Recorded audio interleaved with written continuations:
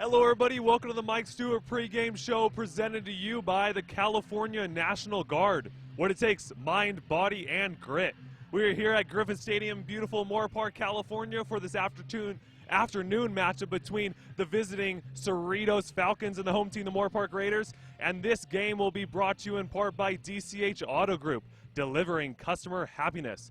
My name is Ryan Ketchum, the play-by-play commentator for this action, and Nathan Espinoza I'm right next to, who is actually the color commentator analyst for this action. 49th annual Citrus Cup was last week, where Moorpark lost to Ventura College. It was a very hard-fought game, lost by 14 points. They had it going in the first half, but the second half it just died down. What are you expecting to see out of this Moorpark Raiders offense to be able to come back from that game? Number one, resiliency.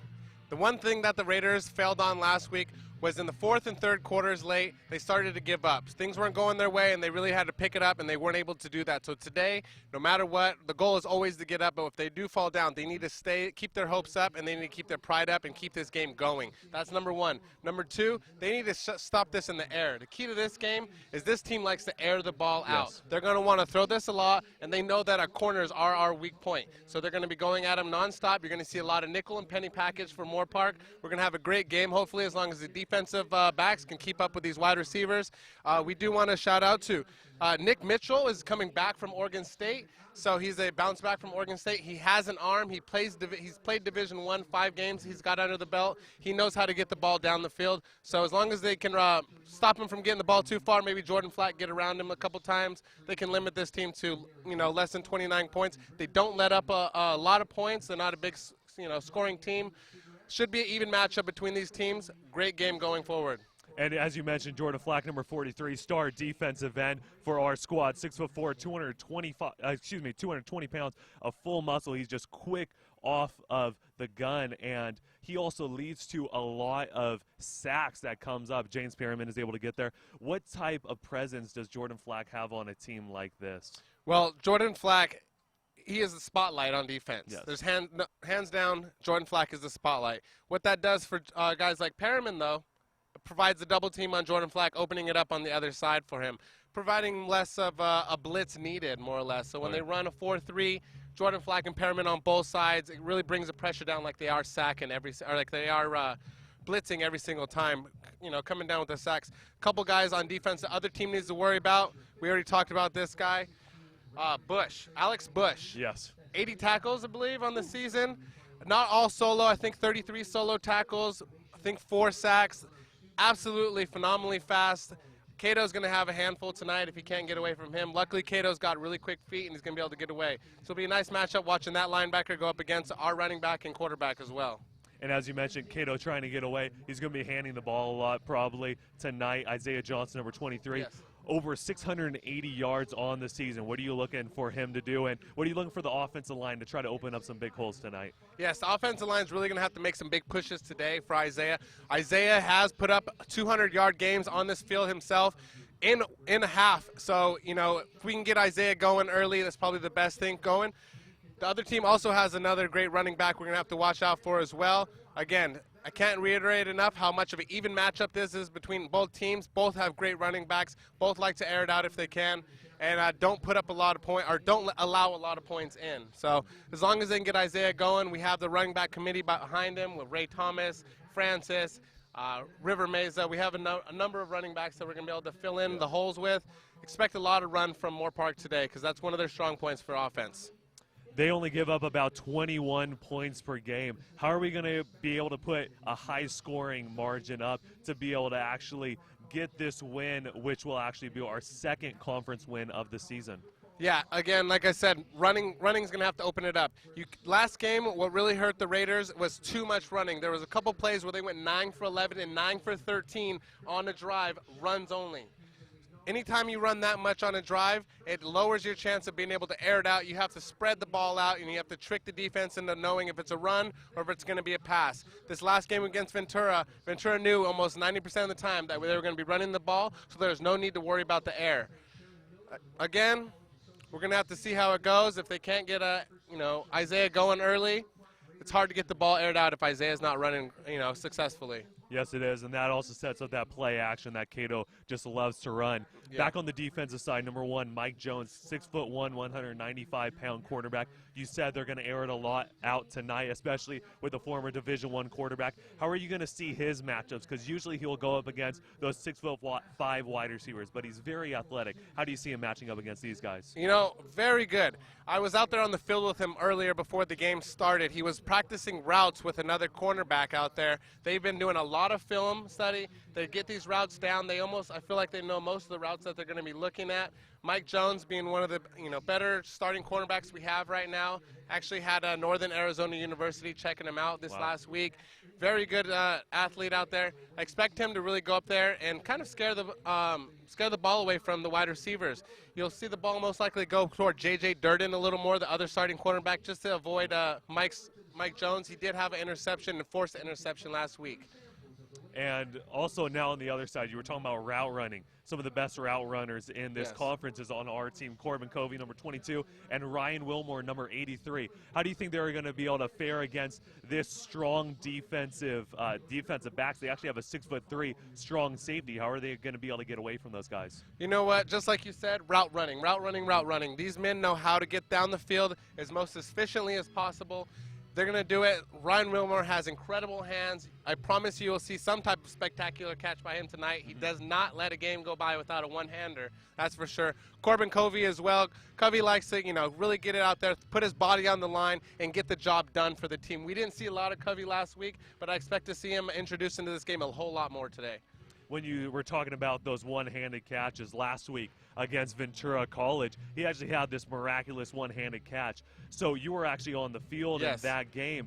How was it from a field perspective with how the team reacted around it, how the team came around him and basically motivated the team to be able to score or, march down the field and play better? Yeah, no, that's 100% true. I was right there where the catch was made at, right in front of me. Immediately, the entire team blew up. They were ecstatic. They couldn't, get Ryan off the field faster. They're picking him up, and that was really a big turning point in that game for Ventura, where it gave our boys the chance of, we can win this. We have the ability to take this team. Unfortunately, it fell apart late in the game. It was a one-score game. Even though they lost by 2 touchdowns, it was a late touchdown that made that 2-touchdown difference. They were in that game the entire time, and it was one of those catches from Ryan Wilmore that really motivated them to keep going. Hopefully he'll have one early in the game to keep the boys' spirits up early. And speaking about how they kind of lost it in the last part of the game, that fourth quarter, what attributed to that loss or that lost momentum that they couldn't carry on? I hate to ever put this on anybody besides the team, but the referees had really slowed the game down at that point. A lot of times, you got to remember, these boys are 18, 19. Their attention span essentially isn't as great. When things aren't going their way, it's hard for them to see the positive side of everything and just kind of demoralize them a little bit in the game late. Didn't have calls go their way, kind of went a couple bad times. But, that's football. So hopefully these boys can get in. They had a hell of a game last week, and they're going to have a great game today as well. Also, one of the star players on our defensive side, middle linebacker number 54, Jesse Landman. He actually got carried out of the game. He was injured last game. What are you seeing from him this game? Of course, there was a little bit of lapse in defensive coverage. He was following the running back a little too much. What are you going to see him do in this game to be able to make sure he stays in that middle of the field and protects it? Well, it's gonna be based on a lot of his outside linebackers. They're gonna have to follow their cues as well.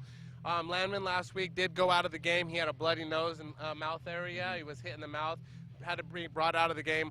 Other than that, I expect him to be out there, be his normal self, have a great game, lots of tackles from him today. Hey, who knows? Maybe catch that interception for this game, a game-winning interception like he did a couple weeks ago. Yes, game-winning interception. In overtime. In overtime. That was that Bakersfield game. That was a very intense conference game. That Bakersfield upset. Yes, and actually speaking about Bush, that defensive, basically the lead defender on that team. Yeah, linebacker for the them. Falcons. Last game, they beat Canyons 24-21, and it was in the final seconds. He had a game-winning tackle, almost just like how the St. Louis Rams beat the Tennessee Titans in the Super Bowl a few years ago. Yes, and what are you trying to see out of him? Of course, a person of that size, that stature, that important to his team, getting one of those tackles to end off a conference game. What type of momentum are you looking for them to come into this game, and how are the Raiders able to shut down the momentum? First off, It was about a little over a decade ago that those Rams and the Titans were in it. Neither of those teams have been sniffing the Super Bowl since then. True. But jumping back to Alex. Alex, phenomenal player. What's going to be key for him is our offensive line. We've had a hurt offensive line. If we can slow him down just a little bit, he's not something we can really do too much on besides slow him down. He's going to have the game he wants to have. Determining whether we can get him stopped, like he said, he had a game-winning stop last week, stopped the guy on the 2-yard line. But he's not the team by himself. That's the number one thing. This is a team sport still. Even if he has a hell of a game, that doesn't mean the team's going to win. One thing I want to know is you did say they beat College of the Canyons, who beat us. Bakersfield beat them. We beat Bakersfield. This is going to be a great matchup today. I'm excited to watch these two teams go at it. The other team holds us a little higher in depth, but that's never if you only have 30 guys on a 90-man team who are worth playing, and we have 40 on a 60-man, depth is only so much. So these boys can get out there, play their hearts out, stay resilient through the whole game. I see them coming out of here today with another conference win and moving on to Santa Monica to end the season undefeated. Hey, that would be nice to end it that way. Also, the last afternoon game that we played was Fullerton. I don't want to bring up too much about that game, but what are you looking for these Raiders to be able to come out? Of course, their second early game of the season, of course, besides L.A. Pierce, which was a little bit of the preseason. What are you expecting them to come out this early in the game? It's not the big Saturday night lights that they are used to. And how do you think that carryover from losing a big rivalry game is going to affect them into playing a little bit better?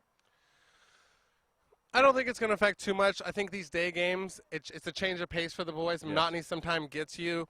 Yes, every time those lights come on, it's a great feeling to want to go out there and play. But being out there early with these boys, they are full of energy. It's bright and early. They had breakfast. They're ready to go.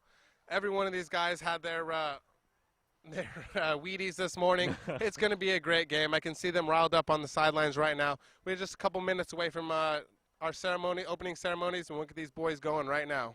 Yes, we'll get them going. Thank you very much, everybody, for tuning in to the Mike Stewart pregame show. We will be tuning in to you for the first half of action after just a little bit. But before that first half of action, they will actually be having a veteran ceremony before this game in Cerritos. We actually have a lot of veterans here, and I believe that you're going to be interviewing one. I'll be interviewing. We have a veteran who plays for our soccer team, so a lot of respect to him, now playing soccer for here at Moorpark. We'll have to speak with him at halftime. Yes, and you'll be speaking to them at halftime. What does it kind of do to a team to be able to have that type of ceremony before, almost like nationalistic pride for your country and seeing this huge flag? What does it do to those players out there to be able to get them motivated for the game? Well, first off, it puts the emotion in there. It's hard not to. Every one of these boys, they see the flag every day. They salute to it. They put their hand over their heart, and they sing the Pledge of Allegiance with everybody. So it's going to be a great game out there. These boys are going to be full of energy, and we'll see how it goes. Yes, and we're actually going to be going to that little performance for the game. Thank you very much, everybody, for tuning in to the Mike Stewart pregame show, presented to you on part by California National Guard. What it takes, mind, body, and grit. We'll actually be coming back to you for the first half coverage in just a bit inside the box, which will be presented to you in part by Boost Mobile. Great devices for the right price. UCLA Health. It begins with you. Luminary Photo. Photos today, memories forever. Firehouse Subs. The hero of all subs. And finally, the Mike Stewart pregame show sponsor, the California National Guard. What it takes, mind, body, and grit. Wide receiver from Calabasas, number 14, Emmanuel Osachukwu.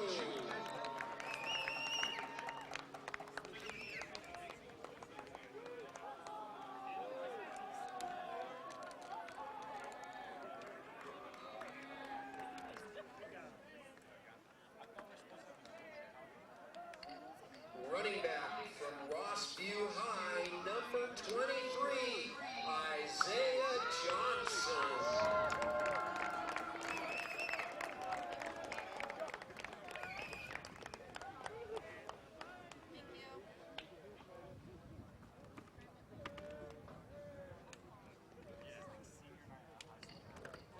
Defensive back from Crespi High, number 28, Christian Rivers.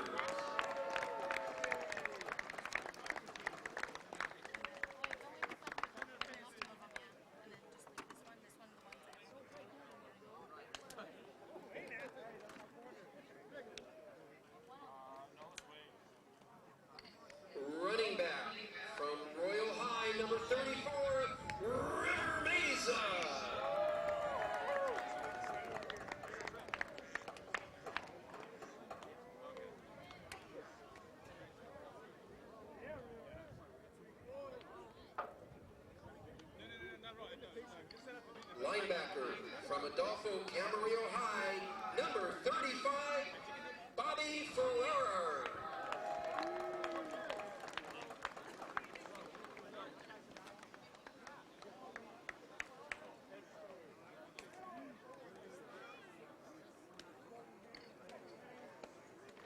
Tight end from Chaminade High, number 36, Jerry Rodriguez.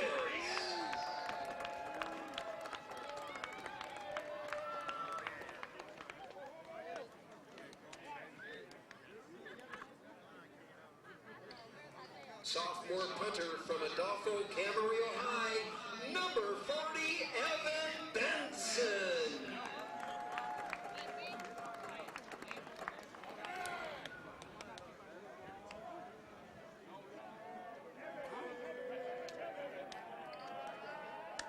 Defensive end from Newberry Park High, number 43, Jordan Flack.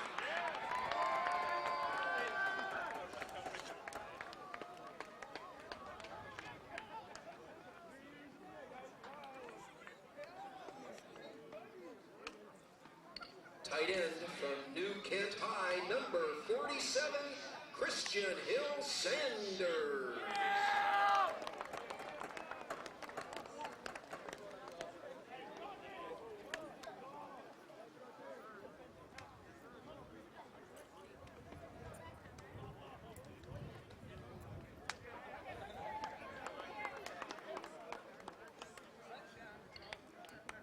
Linebacker from Royal High, number 54, Jesse Landman.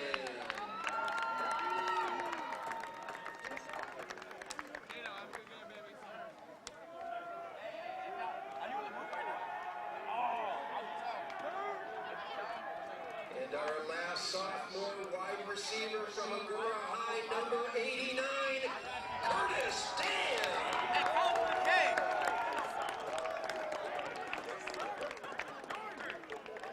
Ladies and gentlemen, congratulations to all of them, and how about a nice round of applause for our Moorpark College sophomore student athletes.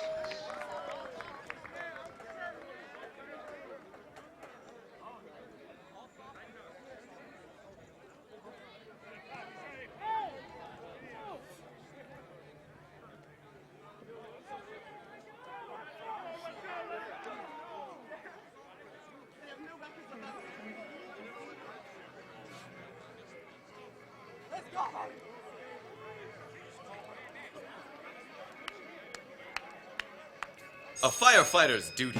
Fighting fires, rescuing citizens, performing copious kettlebell exercises demands a daring degree of readiness. A degree of readiness achieved eating fulfillingly flavorful Firehouse subs. With premium carved meats and cheeses steamed to tasty magnificence, then piled onto toasted rolls. Is your footwear connected to your pants? No, it's not. Because you're not a firefighter. But you can be ready like one. Firehouse subs, the hero of all subs. I remember the moment clearly, I'll never forget that moment. as long as I live. I realized at that moment, when we first saw the damage, these people really needed us. And I was going to make a difference, right here in my community. Together with local responders, we cleared trees and collapsed walls. We had to get to the family trapped beneath. As a citizen soldier, I made a difference. Be there for your community at NationalGuard.com.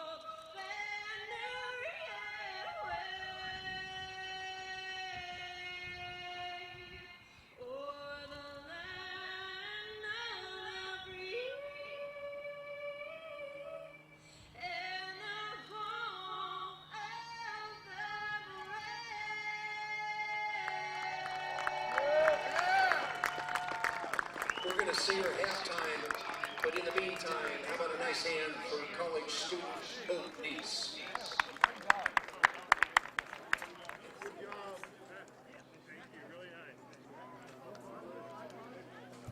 Hello, everybody. Welcome to this first half coverage of the Cerritos Falcons at the Moorpark College Raiders. This is Ryan Ketchum, play-by-play commentator alongside Nathan Espinoza, the color commentator for this game. How we doing, everyone? Yes, this should be a great game, and it's a sunny game. It's an afternoon game. We have not done a home afternoon game this whole season. And just a beautiful national anthem, singing of the national anthem just a few seconds ago that we were able to see. But this game coming in, it looks like all the Raiders are trying to get hyped up right now in front of their home crowd. Yes, absolutely. These Raiders are getting ready to go. They're right there in the center. Hightower is getting them warmed up, as you can see down there on the field. He is their hype man, as we all know. He gets that team going. He keeps them going, and he keeps their morale high throughout the game. I won't be surprised to see him on the sidelines ranting and raving, as this is the last home game for a lot of these men on this field. This is their last chance to show out on their home field today. And something about that being their last home game, they actually were able to introduce all of the sophomore athletes that were playing today before the game. They were introducing all of them, and they were basically giving them a senior night moment, because this is basically senior night, or you could say sophomore night, for the Raiders football team. And some of the highlight players that will be leaving us after this season include one of our star players, the number 23, Isaiah Johnson, the sophomore. Isaiah Johnson will be gone. Cato Brown will be gone. Jordan Flack, I believe, will be gone. Jordan Flack will be gone. Christian Hill Saunders will be gone. Yes. We have a lot of players leaving. You see them getting hyped up down there. It's getting me hyped up. I want to get down there and I want to play with them. It is an amazing day out here. It is beautiful. There is no wind in the air. The sun is right over us, not a cloud in sight. We are here in beautiful Moorpark, California at Griffin Stadium. These boys are ready to go as you see them make their way onto the field. Dancing the way, see Mike Jones losing his mind on the sidelines, getting a lot of looks. Expect these guys, like I said, to be filled with energy. Cato is going off down there. You cannot express the excitement that these boys have today. We talked about in the pregame, this is a day game. They don't get to play a lot of these. These guys woke up extra early today. They didn't have to wait the whole day until game time and lag it out. Sometimes when you have a 6 o'clock game and you're up at 6 a.m., that's a whole day you got to go through before football. These guys got to wake up, get into pregame, have their breakfast, eat a couple Wheaties, get going. Gavin Todd on the sidelines getting ready to kick to save a game if he needs to, as the captains make their way out onto the field for the first time today. Yes, captains include number 10, James Perryman, number 13, Cato Brown, number 23, Isaiah Johnson, and number 32, who is also one of the captains on the defensive side of the field, Brett Herron. Brett Herron had a heck of a game last week, was able to catch an interception that Mike Jones set up for him, kind of tipped it up. Herron was able to save it on the sidelines before it went out of bounds. Great play. If you remember that one, Mike really laid the heat on that one. We'll give him a second right here as we figure out what's going to happen on the field right now. The coin toss is up, and we're just waiting to see who will start with the ball. Again, I told you I was out there on the field before. Here we go. Looks like Moorpark will be taking. Yes, Moorpark will be deferring, so they won the coin toss, but they will be deferring, so they will be receiving the ball at the start of the second half. They will receive it, and they're going to be defending the south side of the field to your right, as the boys make their way off the field to get this receiving team out on there and maybe take this back to the house. Hey, I wouldn't be too surprised. DJ Farmer, number 4, earlier on in the season, we actually had a highlight of him 2 weeks ago returning a 102-yard kick. And, of course, the field's only 100 yards. The 2 end zones are 10 yards apiece. He returned it in his own end zone. You do not see that too many times, even from professional athletes. But this guy, DJ Farmer, taking it back. DJ was also out last week, so we did not get the chance to see DJ. Anytime you have any offensive talent not on the field like DJ, it is going to limit you. We are glad we have DJ back today. I think we will see. Looks like we may have made a mistake. Apologize about that. We are actually going to be kicking off instead of receiving. We'll have Gavin Todd out there to kick this ball off deep for Cerritos College.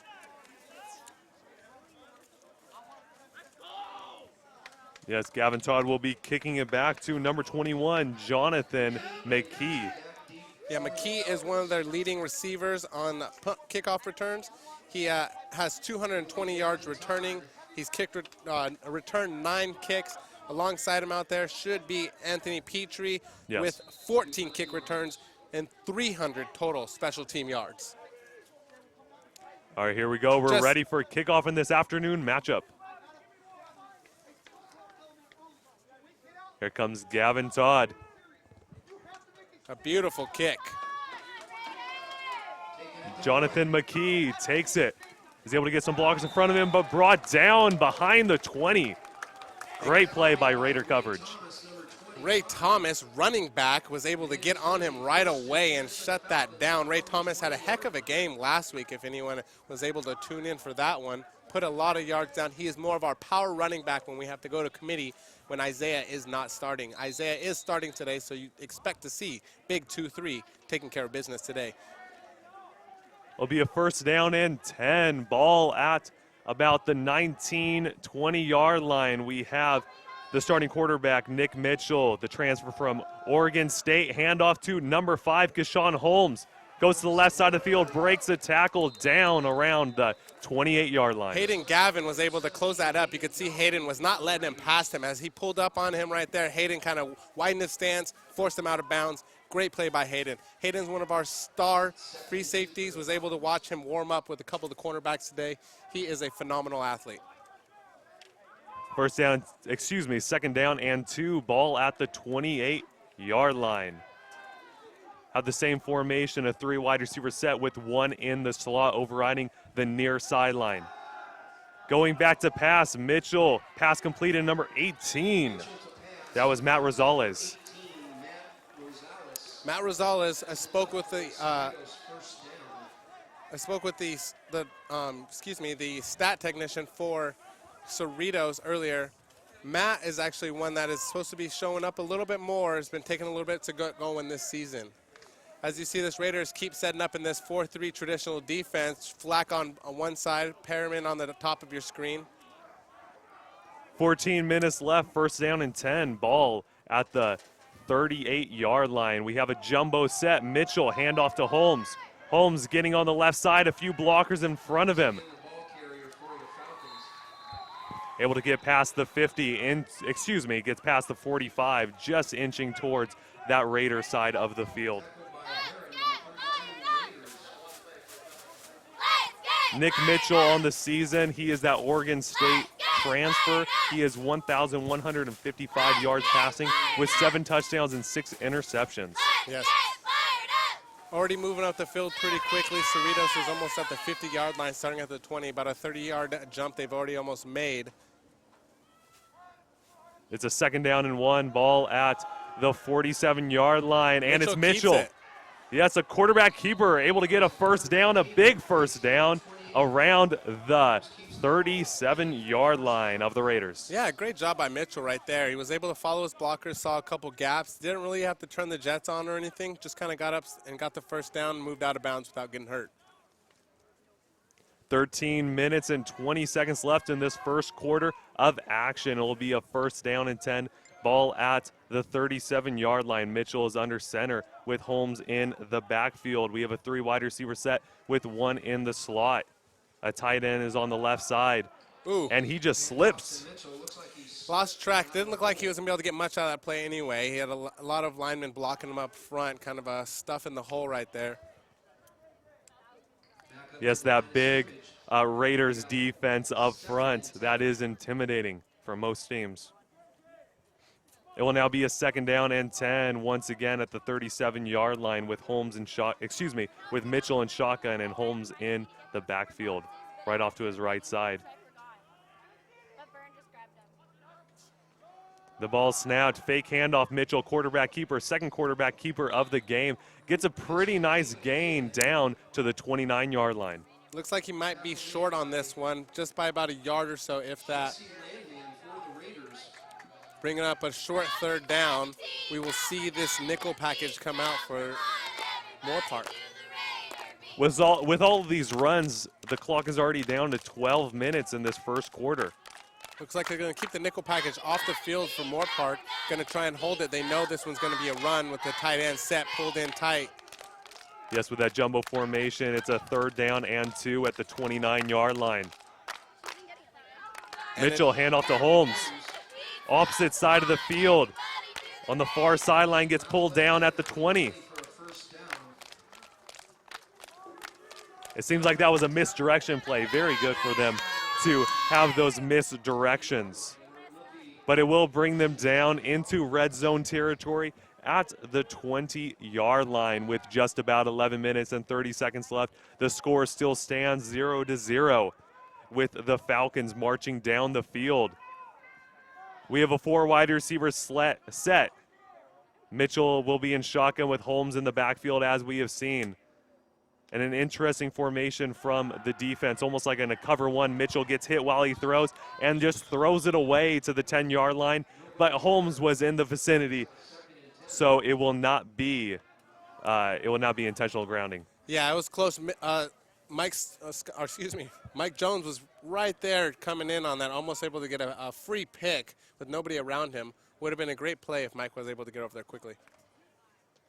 That will set up a 2nd down and 10 at the 20-yard line. Just over 11 minutes left in the first half. We have a tight end in on the near side of the field. Handoff to Holmes. Holmes get a few blockers in front of him, but too many Raiders are around him. He does push the pile up to the 11-yard line, so a 9-yard gain. Yeah, very methodical runner already, I can tell. Not very pushing the line too much, knows how to follow his blockers, and waits for the gap. Jones and Galvin for. Yes, that is very important for a running back to wait for that gap to be able to burst through. Yeah, Jones and Galvin on the tackle right there. Those are going to be 2 of the defensive backs you're going to have your spotlight on today, is Jones and Gavin. Jones being number 1, Gavin being number 17. 3rd down and 1, a big 3rd down with 10 minutes, 40 Nickel seconds package left. in. Mitchell handoff to Holmes. Holmes has a wide open field with a blocker, and it seems like he just got in for the touchdown. Touchdown, Falcons. They brought the nickel package in, scared they were going to possibly throw over the top in the middle with them. They brought in Hightower, their nickel cornerback, to give a little extra support on the defensive side. Ended up having to run it in the corner, was able to squeak that in just for 6. And speaking about throwing it down the middle, Elijah Rogers, number 16, their star tight end, was also in the game, and he was on the far side of the field. Here we go with this kick. The kick is up, and it is good. The score is 7-0. The Falcons winning this one, with number 37, Adrian Saldana, kicking that extra point. Now we'll get a chance to see this Raiders reception team that we thought we were going to see to kick off the game.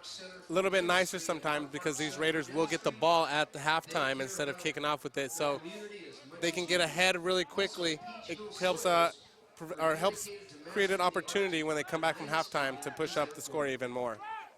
Again, we have Ray Thomas back there alongside DJ Farmer, both of those very, very, very dangerous men to be catching the ball. Yes, as we mentioned, DJ Farmer was the one that returned the kick for a touchdown, 102 yards. Number 37, Adrian Saldana, once again the kicker for this Falcons team, will be back to kick this ball off with 10 minutes, 35 seconds left in the first quarter of action. This one will be going Ray Thomas's way as he takes the catch, and he's going to run this one back. Thomas receives it. He's at the 20, has a few blockers at the 30, at the 35, 40, tries to break a tackle down around the 44-yard line. Fantastic run by Thomas right there. Was able to really just kind of take his time, get upfield, saw some open field, didn't try to make anything too fancy, and made a nice run almost about the 50-yard line, giving the Raiders great field positioning to start this first time. College Cato Brown will go ahead and take his team onto the field for the first time today. Yes, Cato Brown, number 13, star quarterback for the Raiders, will be in shotgun as we have Johnson in the backfield. And an interesting formation with a fullback and a tight end, but stopped almost immediately. Johnson will have a loss of yards. Actually, he was just able to get back to the line of scrimmage at the 48. Yeah, there was the option they ran right there. Cato has an option based on what he sees the linebacker or the spy linebacker, a option he has to either keep the ball or give it to Isaiah. Let Isaiah take off on that one and kind of trick them as he jumps off to outside. Didn't work on that play. Same formation on 2nd down and 10. Johnson gets the handoff, able to break a tackle. That juke move back to the near side, down at the 38. Very typical run of Isaiah Johnson. It doesn't matter. It's as soon as he gets contact, there's not a chance of stopping him on the first touch of contact. He pushes through about 4 guys most times, and we have a player down on the field right now, number 6 for Cerritos College. Looks like he's having a hard time get up as athletic trainers are working their way out real quick. Yes, that's Elijah Walker, the 6'3" strong safety. As we have a little break in coverage, we want to thank some of our sponsors for this game. We have Chewy's of Simi Valley. Good food, good ambiance. It doesn't get much better than that. Wood Ranch. Make the right call. We cater fun parties. Custom Pie. Serving up delicious wood-baked pizzas. And Denny's. Welcome to America's Diner. I like me some Denny's. Usually after midnight, though. Yes, Denny's after midnight, that's always a big spot to go. All right, Cato will take his offense back out there one more time. 1st down and 10, ball at the 38-yard line. Same formation for Brown with the fullback and the tight end. Johnson gets the handoff. Johnson carries the pile down to the 31.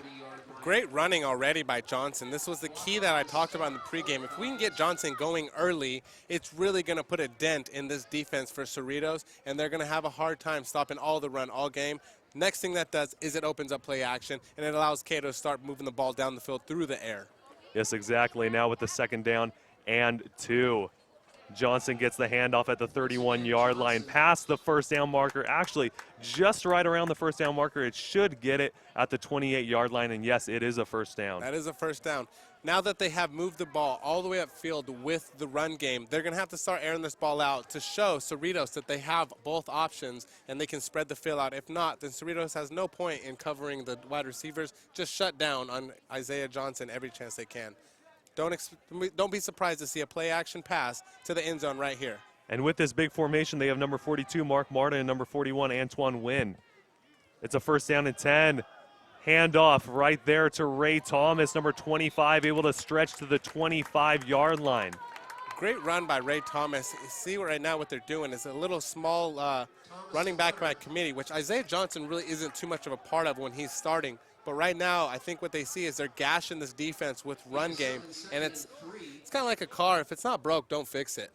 Exactly, and now they have River Mesa, number 34, out there with Ryan Wilmore, Cage Smith, and Ray Thomas on the near side with Emmanuel Otochukwu on the far side.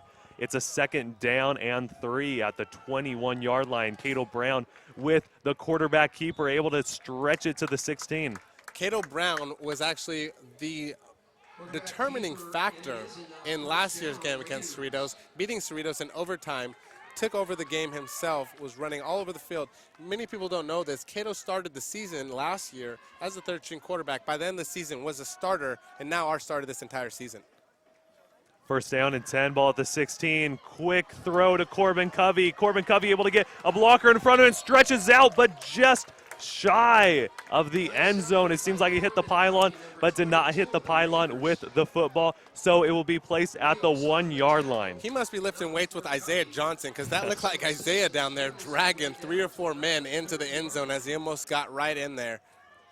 Yes, you don't expect that type of strength from a 5'10", 190-pound guy. Not as much bulk as you see Isaiah Johnson having, but as you said, he just carried that pile. Determination will do a lot for you. Yes, it will. With a 1st down and goal at the 3-yard line. Isaiah Johnson gets the handoff, spin move, but there is a penalty flag on the field as he stretches down to the 1-yard line. Looks like it might be a holding call in number 55 for Raiders. Yes, there has been a lot of holding calls. Yes, it was a holding call. That was Marciano Martinez was called for the hold for that one. Pushed them back about 10 yards. Raiders are going to have to work with this one. Now looking at a 1 and 13. It's going to be a first down and goal. Well, technically a first down and goal after the penalty at the 13-yard line. Cato Brown is in shotgun. Johnson in the backfield. Ryan Wilmore and Corbin Covey are on the near side with Brandon Knott, number 7, on the far side. Johnson gets the handoff down around the 10-yard line. They need to really start getting this ball moved around a little more, maybe some bubble screens, because Isaiah Johnson will get worn out early as you see him calling the next running back in. He is, if you're not aware, coming off of a sore shoulder. Never would miss a game for his sore shoulder, but is a little tender right now. About 6 minutes, 40 seconds left in this first quarter of action.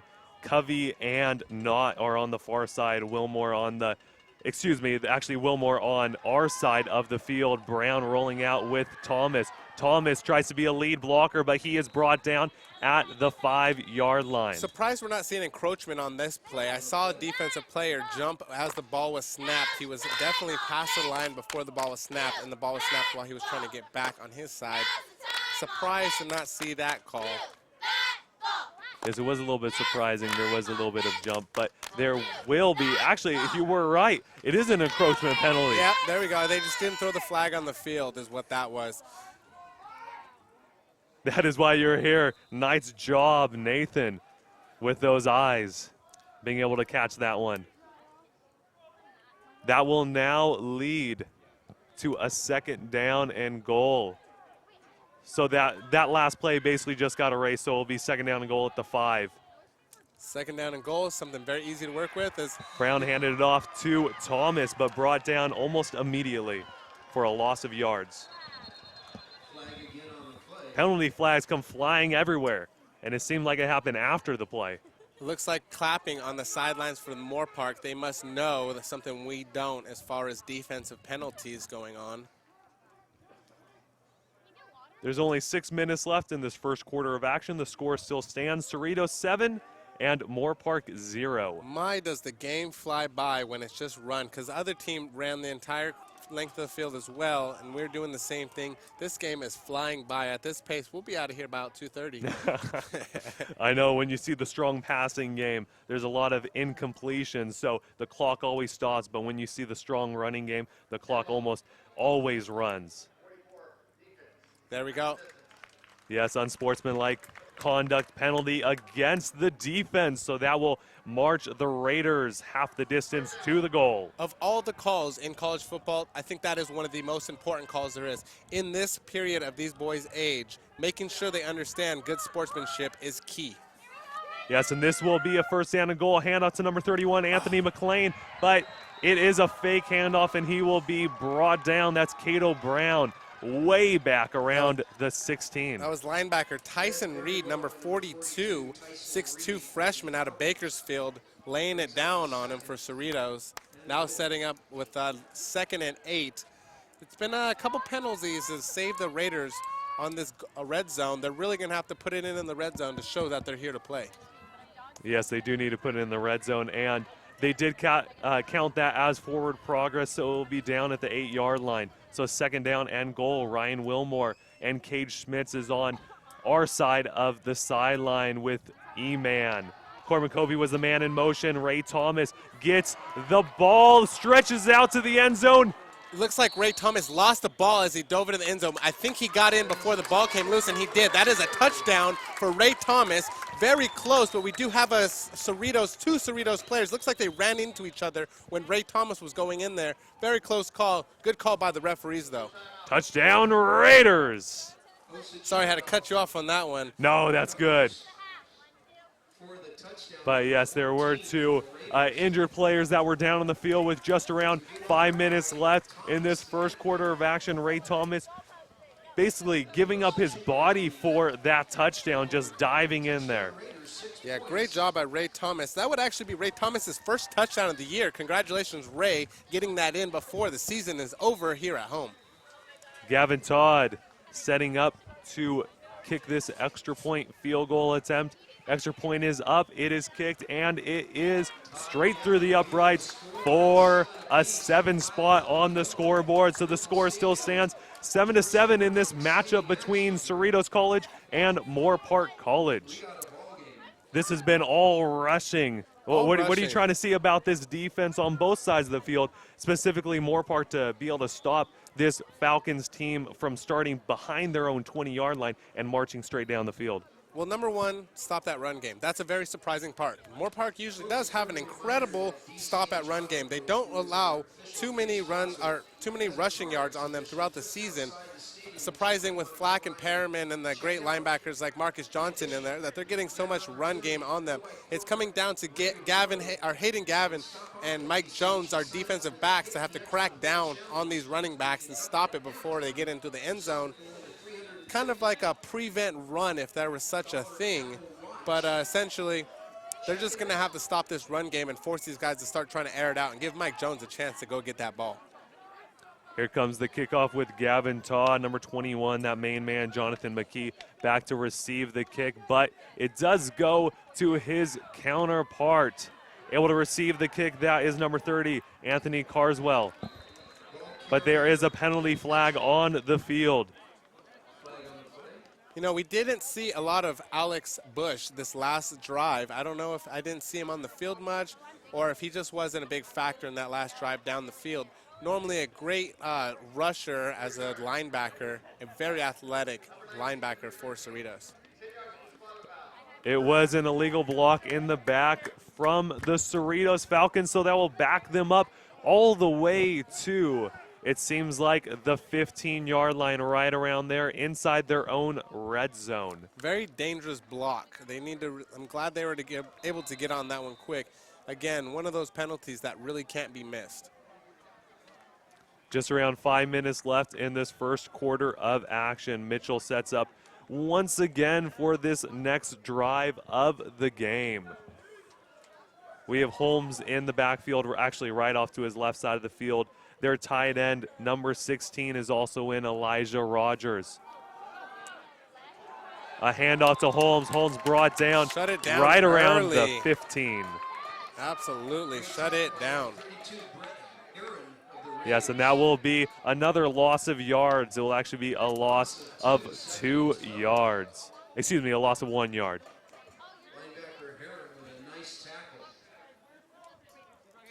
The clock still runs with 4 minutes, 30 seconds left. Of course, as we were mentioning about that running offense, the clock basically continually runs through the whole game. We have number 8, the near wide receiver, Jacob Gasser, and number 10, Stacy Chukwuemezi. Chukwuemezi is also out there. Handoff to Holmes. Holmes is able to break a tackle, carries the pile past the 20 to the 21-yard line. At this pace, Keyshawn Holmes is going to be worn out. I have only seen him running the ball, whereas we've had, I believe, two or three different running backs already, just Ray Thomas and Isaiah Johnson, who I know we have a couple more behind them, like River Mesa and Francis.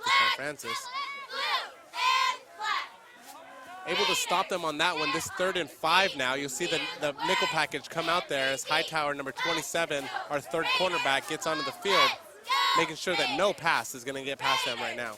3rd down to 5 at the 21-yard line. Mitchell goes back to pass. Pass completed to number 8, Jacob Gasser, for a pretty nice gain all the way down to the 34. Yeah, he was able to get the inside on Mike Jones right there. Was able to move that one up for a 1st down. Luckily, Hayden Gavin was the safety right there. Was able to crack down on him and meet Mike Jones with him in the middle. That will now bring up a 1st down and 10 at the 35-yard line with just under 3.5 minutes left in the first quarter, with the score still tied 7-7.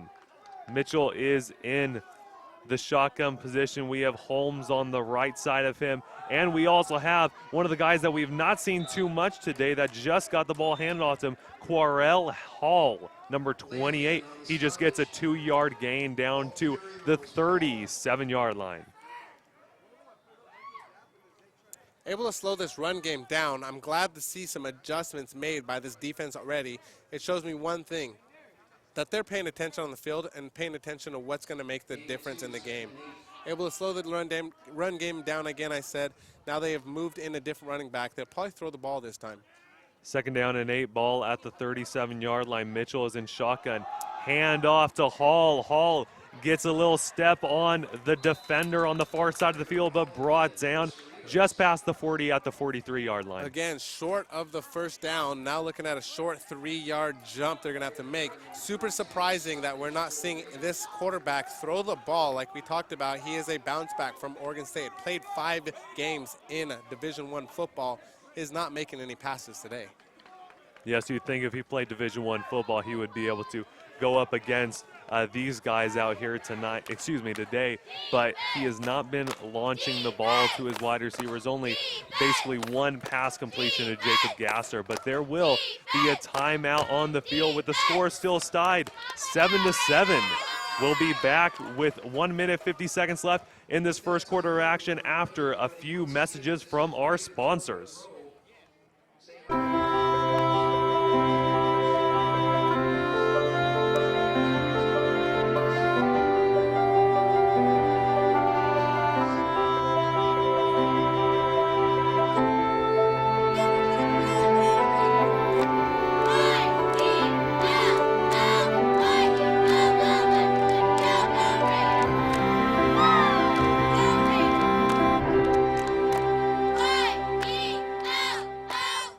We are now back with just around 1 minute 50 seconds left in the first quarter of action. The score still stands 7-7, all tied up in this match between Cerritos College and Moorpark College.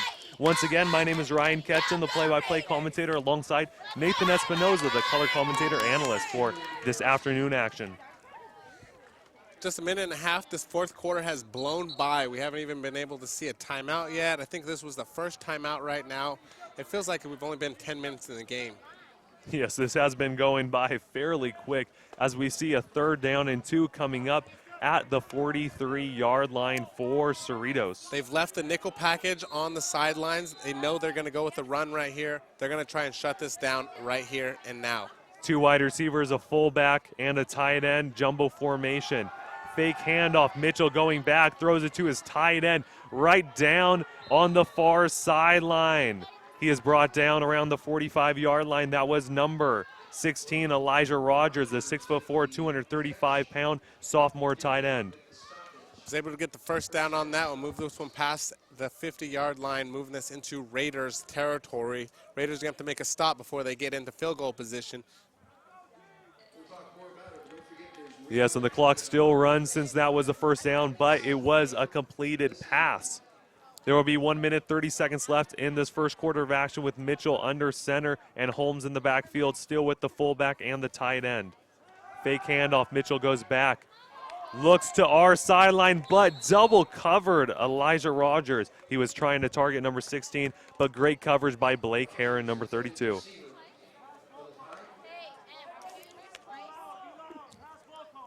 That will set up a 2nd down and 10 at the 45-yard line of the Raiders. Again, this game has slowed down a little bit. Still seeing it a little bit more. Now we're seeing them starting to throw the ball a little bit. Feel like they're getting a little more comfortable. One of the things I did want to note as far as why they're not throwing, I talked to one of the coaches for Cerritos. This is most likely one of the weakest running or wide receiver crews they've ever had. As Holmes makes a giant run upfield, nobody can bring him down. Gashes the Raiders for about 40 yards as he moves the ball down the field into the red zone. Great run by Holmes right there. Yes, Holmes brings it down all the way to the 12-yard line. Mike Jones, number 1, when he tried to tackle him around the 20-yard line, he tried to strip the ball free, but could not bring him down while he was trying to strip the ball. So it will be marked at the 12-yard line in the red zone.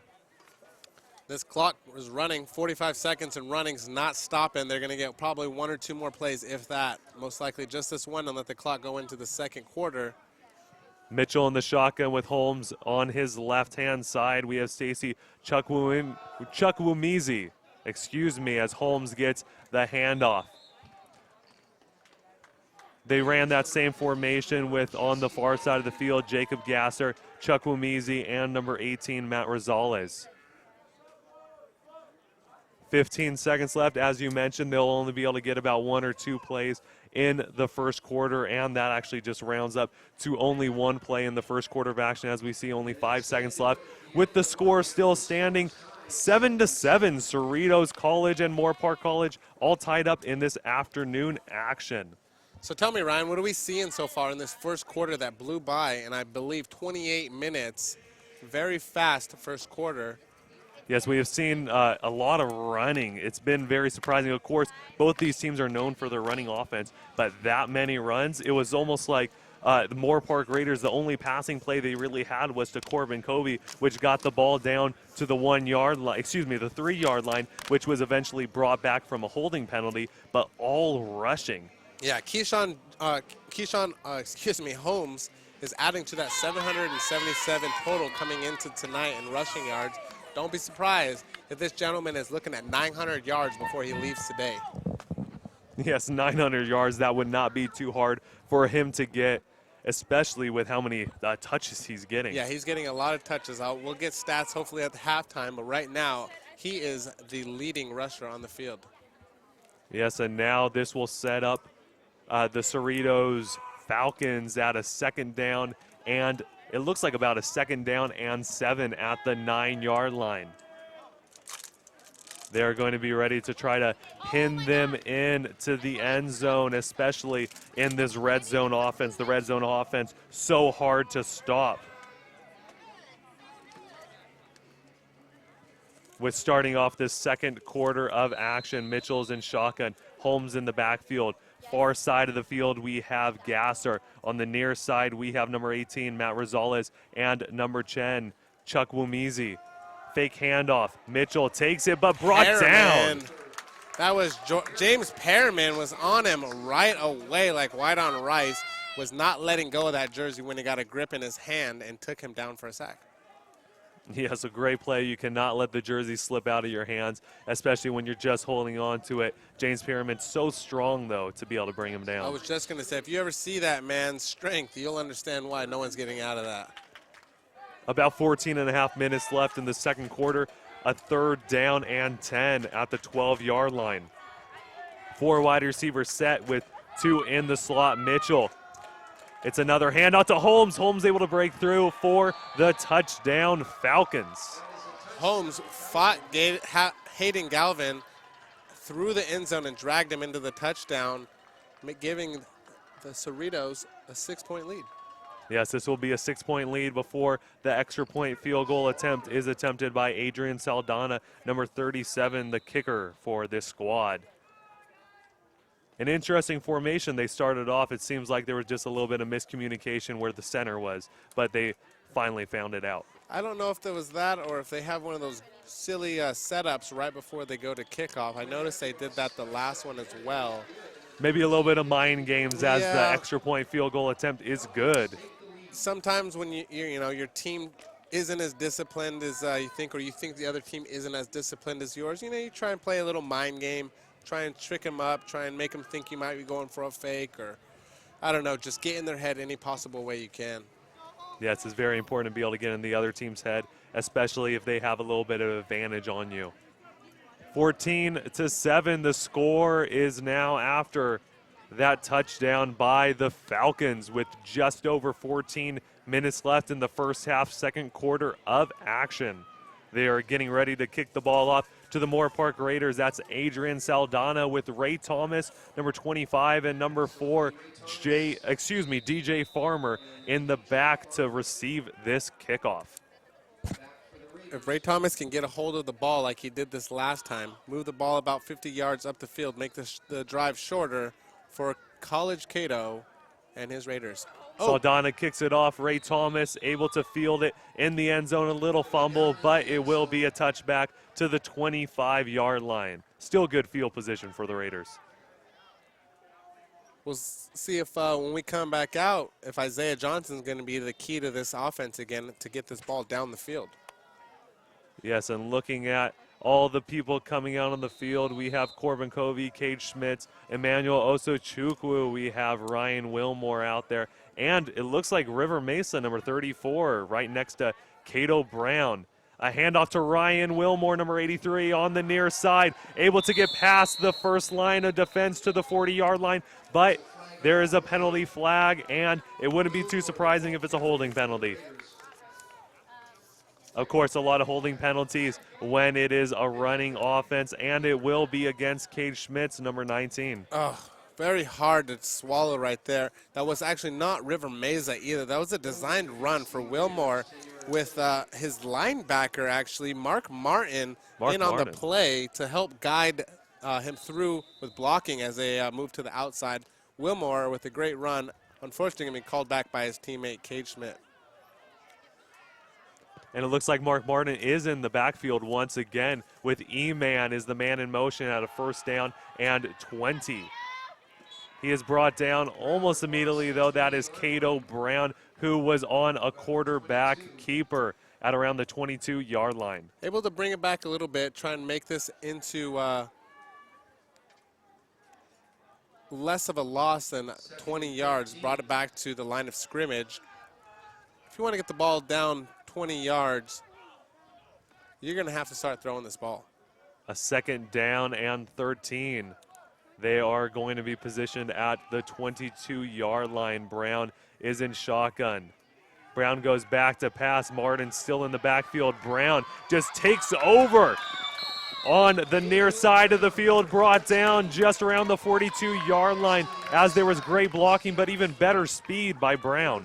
Cato doing exactly what gashed this Cerritos team last year, running the ball. It was hard for them to contain him as a runner.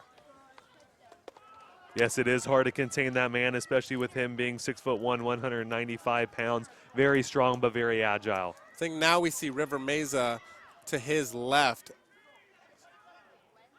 in this bunch formation. Brown still in the shotgun position. A big formation. Pass completed to E-Man. A quick pass completion of 7 yards. Excuse me, 8-yard pass completion, which will bring the ball to the 49-yard line and into Falcon territory with just under 13 minutes left in the second quarter. Brown will be in shotgun once again. Martin in the backfield. E-Man is on our near sideline with Cade Schmitz, and then Corbin Covey and Ryan Wilmore on the far sideline. Again, that is not River Mesa. Back to Mark Martin again, out there as a running back, helping with the blocking, it looks like. Brown back to pass, getting pressured, throws it deep in the middle, but Cade Schmitz just got lit up on the play. That was number 10 with the tackle. That was Kevin Ramos. In and out of the hands of Cade Schmidt, number 19. It seemed like Cato Brown might have not seen the defense around Cade Schmitz, because you always want to try to protect your wide receivers when you throw the ball. Yeah, he was really just trying to protect himself at that point and get the ball moved up the field. Couldn't really see the defender stacked up behind him. I don't think he saw that second defender behind the one who got Cade. Good thing he's okay with the 3rd down and 2 at the 49. 32. It looked like that was Deshaun Francis, it looks like. Oh, no, that is Isaiah Johnson on the field now. Number 23. Numbers a little bunched up, hard to see right there. Isaiah Johnson back on the field, but coming back out for Mark Martin. Mark Martin has yet to take a carry as a running back, but he's doing a great job of blocking back there. Yes, and Mark Martin is back in the game. We do have Ray Thomas, but he's in the slot on the far side of the field with Ryan Wilmore, Cade Schmitz, and Emmanuel Osochukwu. Ray Thomas gets the handoff as he is the man in motion, but brought down for a 2-yard gain. Just past the 45-yard mark to the 44 with just under 12 minutes left in the second quarter. Slowly moving this ball up the field. The most important part is they are moving this ball up the field. Whether it takes a couple extra minutes than the other team, as long as you get this thing down the field. Hey, and sometimes wearing out the defense is really going to work out in your benefit. The worry about that is we are limited on offensive linemen. That will wear our offensive linemen out if we don't get off the field too fast. Yes, it will with the 2nd down and 7. Ball at the 43-yard line. Brown has the handoff to Isaiah Johnson, brought down at the, he was brought down at the 41-yard line. He got subbed back into the game, and this will bring up a 3rd down and 5.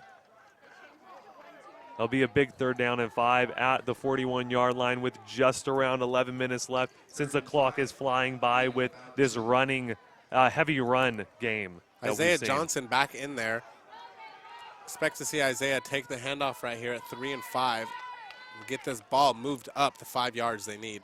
Covey, the man in motion, Fake handoff to Isaiah Johnson. Brown with the pass to Cade Schmitz, just dropped. That would have been a first down at the 29-yard line, but it was covered well. It seemed like the pass was just a little bit out of reach for Schmitz. Yeah, just a couple steps behind him. He had to turn around and kind of reach out for it. Wasn't able to bring that one in. No fault on Cade Schmidt there. Just wasn't able to bring in a pass that was a little behind him. This will be the first time that we see Evan Benson, number 40, the punter for the Raiders in this game. Since the ball is at the 41-yard line, you don't want to be kicking that deep of a field goal, even though Gavin Todd is a great kicker. Number 18 will be back to receive this punt, Matt Rosales. It will be a high punt. He'll call for a fair catch, and the Raiders will be able to get a good bounce all the way down. It looks like to the 1-yard line. Great punt by Benson. Oh my gosh, an incredible punt. The team was able to wait right there and wait for it to just roll right onto the 1-yard line exactly. Picked it up. Now let's look for a safety. Hey, that would be great, especially at the 1-yard line. Easy safety right there. Just under 11 minutes, actually 10 minutes, 40 seconds left in the second quarter of action. The score still stands 14 for the Cerritos Falcons to the 7 of the Moorpark Raiders. And they will be starting off first down and 10 at their own 1-yard line. They're going to have to travel 99 yards to score. That is the Falcons, of course, with Mitchell. He is he's under center with number 18. It looks like Matt Rosales is back. The pass is completed to the near sideline at the 9-yard line to number 10, Stacy Chukwumizi. Hightower was able to lock in on him, get him wrapped up. One of the Hightower's keys right there is he doesn't let guys get out of his hands as well. Excuse me, a correction. That was actually Quarell Hall. Quarell Hall is the backup running back for Holmes, and he is actually in the backfield right now. That is number 28. Mitchell under center once again with a second down and 2. He'll be at the 9-yard line. Mitchell, it seems like a little miscommunication, but the handoff is to Hall. Hall is brought down almost immediately, can't go anywhere. And he will be at the loss of yards at the 5-yard line. I'm trying to look for J.J. Durden on the sidelines. It looks like he's been switched out for Hightower, as Hightower is now starting on the right side for cornerback. I'm not sure if J.J. had an issue with his knee again. A couple weeks ago was pulled out of the game for a knee injury. We'll see where J.J. is in if Hightower is going to finish his starting role. Hightower being pulled out of his nickel and penny package. Unsure of who's going to fill that spot once we get into third and second and down. 9 minutes, 20 seconds left in the second quarter. Mitchell with a big third down. This is actually going to be a 3rd down and 6 at the 5-yard line. Hall is still out there, but it looks like delay of game. Yeah, it's a delay of game. Wow. You do not see that too many times, especially with both of the clocks out there. Yeah. But, yeah. Hey, it's got to happen at some point. Moves the ball back into a great position for the Raiders, now on the 2nd-yard line. All that work that Cerritos has been doing got him 1 yard. It will be, yes, now a big 3rd down. It seems like it is about at the 2.5-yard line, so we'll call it the 2-yard line with a 3rd down and 9. Mitchell is in the shotgun formation with Hall right out to the right side of him. Goes back to pass. Mitchell looking deep down the field. No good. Intended wide receiver was Rosales, number 18, bringing up a big 4th down. Not such much of a bad pass. Rosales didn't really look back to see if the ball was coming his way or not. I don't know if he's just not used to the ball coming to him, but he just didn't even look back as Mike Jones smelled blood in the water and almost went for it and took that ball right out of his hands. See Hayden and Gavin on the sidelines talking about either one of us could have got that. He didn't know the ball was coming his way. Now Brody Renaud, number 38. He is the punter in the game for the Falcons. This punter is shoved into the back of the end zone. Be surprised if he doesn't get it off, as he's very close to barely getting that off. Looks like it was tipped, going to be received at the 40. Yes, here he goes. TJ Newborn able to take it to the right side of the field. Touchdown, Moorpark, but there is a penalty flag. TJ Newborn, when we usually see DJ out there with very fast, was able to use those wheels to get upfield. I'm sure we're going to see a holding call on Moorpark on this one. Yes, it does seem like it will be a holding penalty. It seems like the refs are almost pointing towards the Falcons, but no word yet. It seems like they are calling it a touchdown. There is a no touchdown. penalty.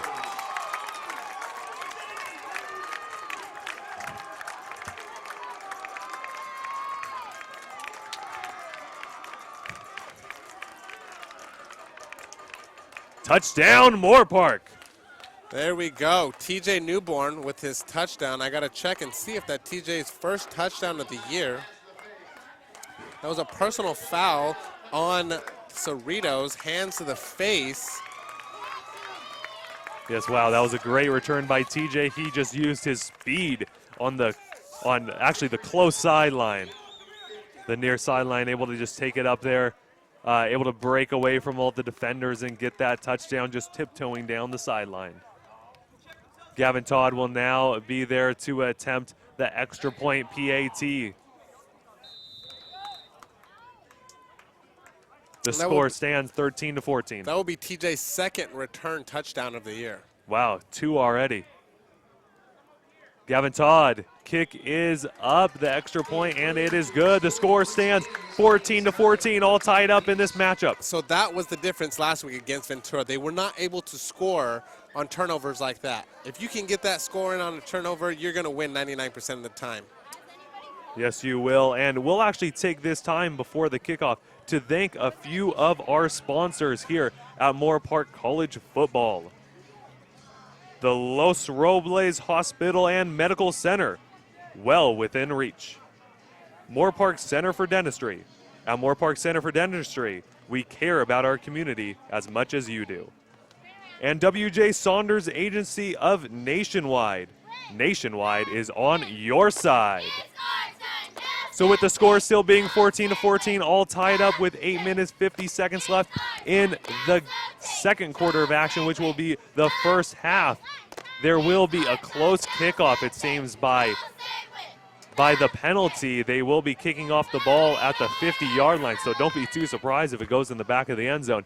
Gavin Todd may actually be trying to kick this one through the uprights and seeing if he could kick a 60-yard field goal. Of course, it will not count because of the kickoff, but still trying to see the power of his leg. And here we go. All tied up, 14 love. Is that a football phrase? Gavin Todd with the kickoff. It is deep in the back of the end zone as we predicted. So the Cerritos Falcons will start the ball off at their own 25-yard line. You know, a great kicker is something that's so often overlooked. You know, there's always such a hard time kickers have to take. You know, kickers are humans too, and kickers are football players as well. Yep. The whole 9 yards. But to have a great kicker like Gavin Todd, you know, is too often taken for granted. Gavin is a great kicker, puts that ball into the end zone almost every time, and you can almost guarantee he gets it in between the uprights every single time, as that upright is looking nice and straight up and down. First down and 10, ball at the 25-yard line. Mitchell is under center with Holmes back in the backfield as he likes to be. Deep pass down on the near side. No good. And no penalty. That was to number 10 out there, Stacy Chukwumizi. And that was your guy out there. That was number 27, Michael Hightower, the 5'9", 170-pound defensive back. Yeah, very special kid out of Lancaster. Was a transfer from Illinois College this year. This is his first year in Moorpark, starting corner for Illinois last year, in Illinois College that is.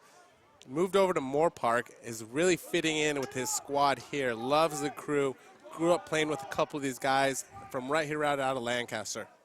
Second down and 10, handoff to Holmes. Holmes going to the far sideline, trying to get past a defender, a blocker in front of him for about an 8-yard gain. Looks like he's going to be called short, maybe a yard or two, like you said, 8-yard gain. Was able to get forced out early as we see Flack coming off the field. Might be a little exhausted or something. Flack is almost on every single defensive play. And looks like he has a helmet malfunction, actually. We'll be back on the field, I'm sure, in just a play. Third down and 2, ball at the 33-yard line. 8 minutes, 30 seconds left in the second quarter, 14-14. The score still stands. Mitchell is under center. Handoff to Holmes. Holmes is able to get some greenery in front of him, trying to break some tackles with the juke moves past the 50 down to the 46-yard line of the Raiders. Able to gash him for a big run right there. Stopped early. We do have a Raider down on the sideline. Looks like Marcus Johnson is down. We have the athletic trainers going out there. We're just going to take one moment as we tend to Marcus Johnson. Yes, and we'll thank a few of our sponsors real quickly. Actually, our in-game sponsor, who is DCH Auto Group. delivering customer happiness.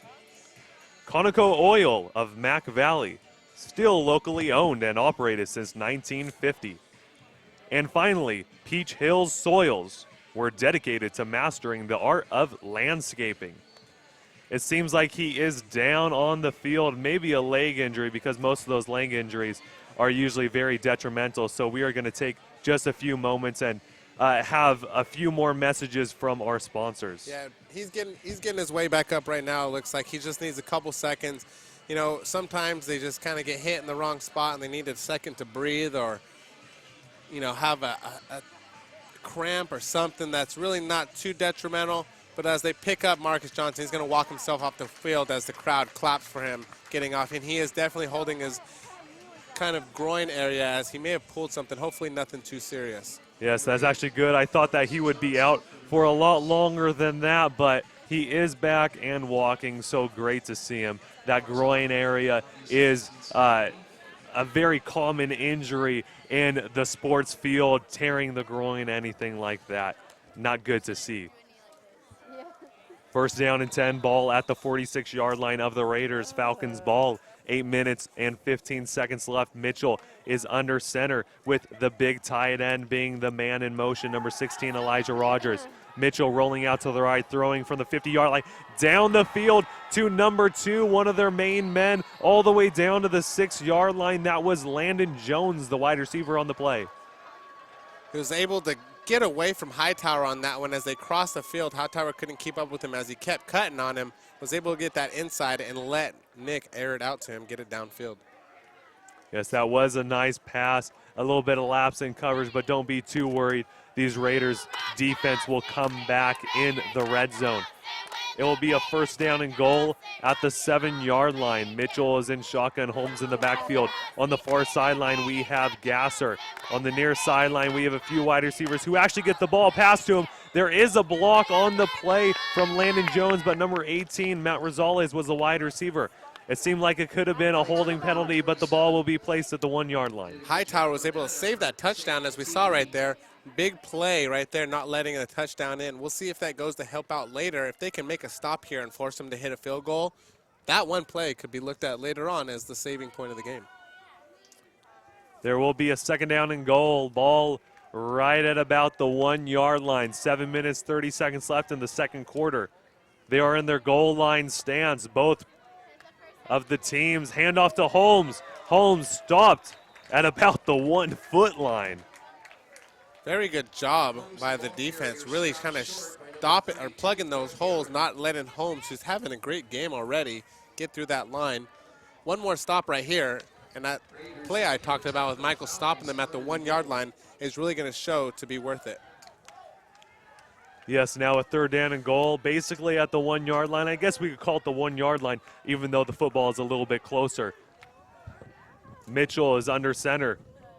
We have a big goal line formation. Hand out to Holmes. Holmes tries to hurdle the pile, and he is in for the touchdown. Touchdown, Falcons.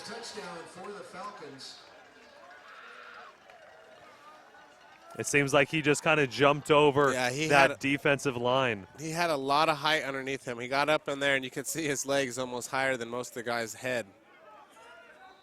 6:42 left in this game, in this half. 14-20 as the Cerritos goes out to hit their extra point. And here is number 37, Adrian Saldana. PAT attempt is up, and it is good. Straight through the uprights. The score is 21-14. Cerritos Falcons winning this matchup with just about 6 minutes, 40 seconds left in the first half, second quarter of action. It seemed like Cerritos, they did do that running offense that they're very accustomed to, but they were throwing the ball a little bit more in that possession. Actually, to get them down to the 1-yard line, they had a pass completion to number 18, Matt Rosales. So don't be too surprised if you see that passing offense being a main stake in the second half for the Falcons. That's always a good way to be able to move the ball on the field. They will be kicking the ball off, though. It looks like TJ Newborn will be back to receive the kickoff with DJ Farmer. So TJ and DJ will be back TJ is on the near sideline, and DJ is more towards the far sideline, number 6 and number 4 respectively. TJ Newborn actually has 2 punt returns for a touchdown, while DJ has that lone kick return for a touchdown this season. The kick is up, and it is deep. TJ Newborn will be back to receive it.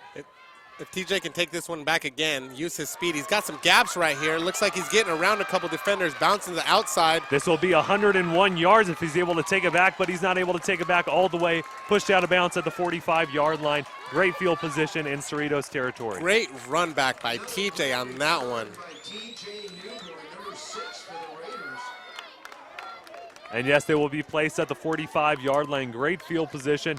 TJ Newborn able to get a few blockers in front of him, but just uses his speed. When you have that type of speed, you just have to use it to your advantage, and he definitely used it to his advantage right there, as we also saw on the punt return for a touchdown. He returned that ball 65 yards.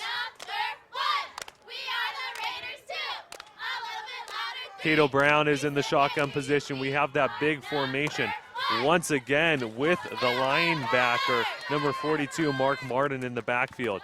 Handoff to Ray Thomas, coming from the man in motion on the far side of the field, just past the 40, down at about the 47-yard line, a 7-yard gain. 6 minutes left in the first half, second quarter of action. A big, strong running attack as we've seen through this whole game and right now. River Mesa, number 34, is back in the game alongside Ray Thomas, Emmanuel Osachukwu, and Ryan Wilmore. Fake handoff to, excuse me, it is actually a handoff to Mesa, but it was a fake handoff to Ray Thomas just past the first down marker for another gain. That was actually a gain of 5 yards, which the ball will be placed at the 36-yard line. Cato Brown will be in shotgun once again. Emmanuel Osachukwu, number 14, is actually on the near sideline, the closest to your camera angle. Ryan Wilmore on the far sideline. Ray Thomas is in the slot. River Mesa in the backfield. Mark Martin, extra blocker, rolling out to the left. Is Cato Brown on the far sideline, able to stretch it for about a 7-yard gain with that quarterback keeper. Team playing very determined today. They're not going to be stopped. There's nothing that's really going. They had one punt already, and that was an incredible punt that turned into a score. At this pace, this Raiders team is playing better and better every game, regardless of win-loss record. Yes, they are playing better and better every game. This will actually be a 2nd down and 3. They will be placed at the 27-yard line. Brown is in shotgun once again. Mesa in the backfield, handoff to River Mesa. He stopped right around the first down marker. It looks like they are going to give him the first down, and yes, they do, at the 24-yard line with just around 5 minutes, 15 seconds left in this first half, second quarter of action. The score still stands 21-14, Cerritos Falcons in the lead. Again, this run game is making this game go so fast. We're not even an hour into this game, almost at the end of the first half. Cato Brown rolling out to the near sideline, trying to hit his man, E-Man, but just a little short. Just a bit short for Emmanuel. Emmanuel being so tall really can't reach that far down either. That's a low catch for Emmanuel to try and get. Emmanuel, our leading receiver in receptions, you know, we haven't seen much of him this game, but he's also one of those players we don't see much in the first half. It takes him a little bit to get going. It takes that defense to kind of start lapsing and forgetting about him, and then all of a sudden, he gashes you for a touchdown. Cage Schmitz and Isaiah Johnson coming into the game right now, with Corbin Covey being the man in motion. E-Man is on the near sideline. Fake handoff to Isaiah Johnson. Rolling out right there is a penalty flag, but pass was completed to number 19, Cage Schmitz. Great to see him still going at Cade. It does not hold him back from the couple lapses him and Cade have had in this game. He still keeps going at Cade, and that's all you can ask for. Cade's a great player, and I always say he's probably one of the funnest wide receivers to watch after the catch. As soon as that play is done, he gets up and he is excited and he's running back to the line to get ready for the next one. Yes, he can do a lot after the catch, but unfortunately, it will be a holding penalty against the Raiders. So it will be a 2nd down and 20 at the 34-yard line. It looks like we have a bunch formation just down on the field with a few of our wide receivers. Corbin Covey is in there, but Cato Brown takes it himself as a quarterback keeper. I'm surprised I don't see a play or a flag on that one. At the end of the play, I saw Cade Schmidt's face mask ripped down by the defender. Anytime there's hands to the face, that should be a penalty. Yes, hand to the face is almost always a penalty in the defensive side or the offensive side, but unfortunately no penalty called. Corbin Covey, Emmanuel Osachukwu on the near sideline. Cade Schmitz and Ryan Wilmore on the far sideline. We have Isaiah Johnson in the backfield. Cato Brown is in the shotgun position. It will be about a 3rd down and 17. Cato Brown rolling out. Face mask on that one. You could see Cato's neck rip back on that one. He might be down. That looked like it hurt him a lot. Wow. Teammates pulling him back up. Cato is a tough kid, not letting anything stop him. But we're going to see this personal foul move this ball up 15 yards. Yes, with the line of scrimmage being at the 33-yard line, they really need something to be able to take them closer to the original line of scrimmage, and this will. But anytime that you get dragged down to the ground, quarterback, running back, wide receiver, no matter what position it is very detrimental and can lead to multiple concussions, and this will be a 15-yard penalty. I mean, overall, the number one thing I keep reiterating every game, call the plays that are dangerous for these athletes. Call the plays that are going to teach these boys how to play this game with pride. Sportsmanlike conduct calls, horse collars, face mask, any of those very dangerous plays, blocking in the back, and teaching these boys, like I said, some class out on the field is the most important thing when they're coming out here. First down and 10, ball at the 17-yard line. We have Covey in motion. Covey does get the handoff. Excuse me, that's actually Ray Thomas. Oh! And he gets drugged down outside. Oh, and there's a scrimmage down on the ground. There was a few punches thrown because Ray Thomas was brought down outside, out of bounds.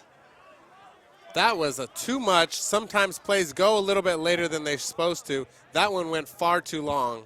We will see some penalties, hopefully nothing offsiding. Yes, maybe even a few ejections from some punches being thrown. That is not something you see out on a daily basis. 3 minutes, 30 seconds left in the first half, second quarter of action. Wow, that was very surprising.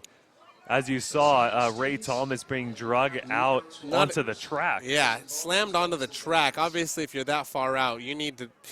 That's far too much of a play. I don't know how to say that. Other than that, you know, the swinging is something that's not meant for the field for either team. Yes, it almost seemed like he was a wrestler and they're trying to bring him down. Not exactly like when we saw Ventura and play Mount Sac, I believe it was.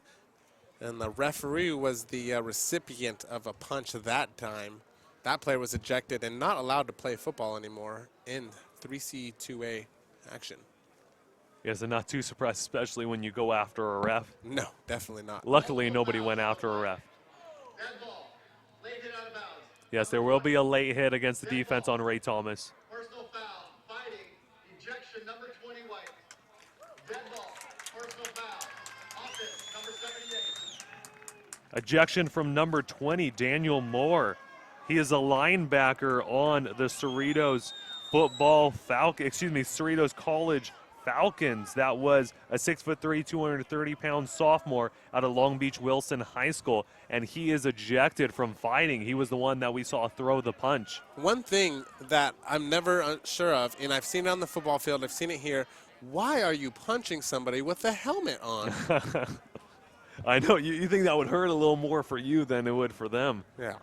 It makes no sense at all. I mean, in day and age, why are you punching anybody anyway? Exactly. Let alone somebody with a helmet and a face mask on in a college football game. We never want to see anybody ejected by any means, but it would be very, very beneficial for these guys to start throwing the ball where he is now missing and there's a backup in the game. It seems like the refs may still be discussing where the ball should be placed because there was 2 penalties. There was 2 penalties, 2 of them offsetting, 1 of them not. We should see, like I had originally said, a 15-yard penalty pushing this ball upfield, giving them 1st and 10 on the 8-yard line, but it looks like they're moving this farther back than we were expecting. Yeah, so it will be a little hard to decipher it, but yes, about a 15-yard penalty. It's the same as the face mask penalty that we saw not too long ago. Ray Thomas also, got to give credit to him. He stood in there. He took it like a man. He took that and didn't get frustrated. He wasn't even, he's the one who had the most right to get upset, and you see him nice and even kill on the field still. There will be a timeout from Cerritos Falcons with the score still being 21-14 with just about 3 minutes left on the game clock in the second quarter of action.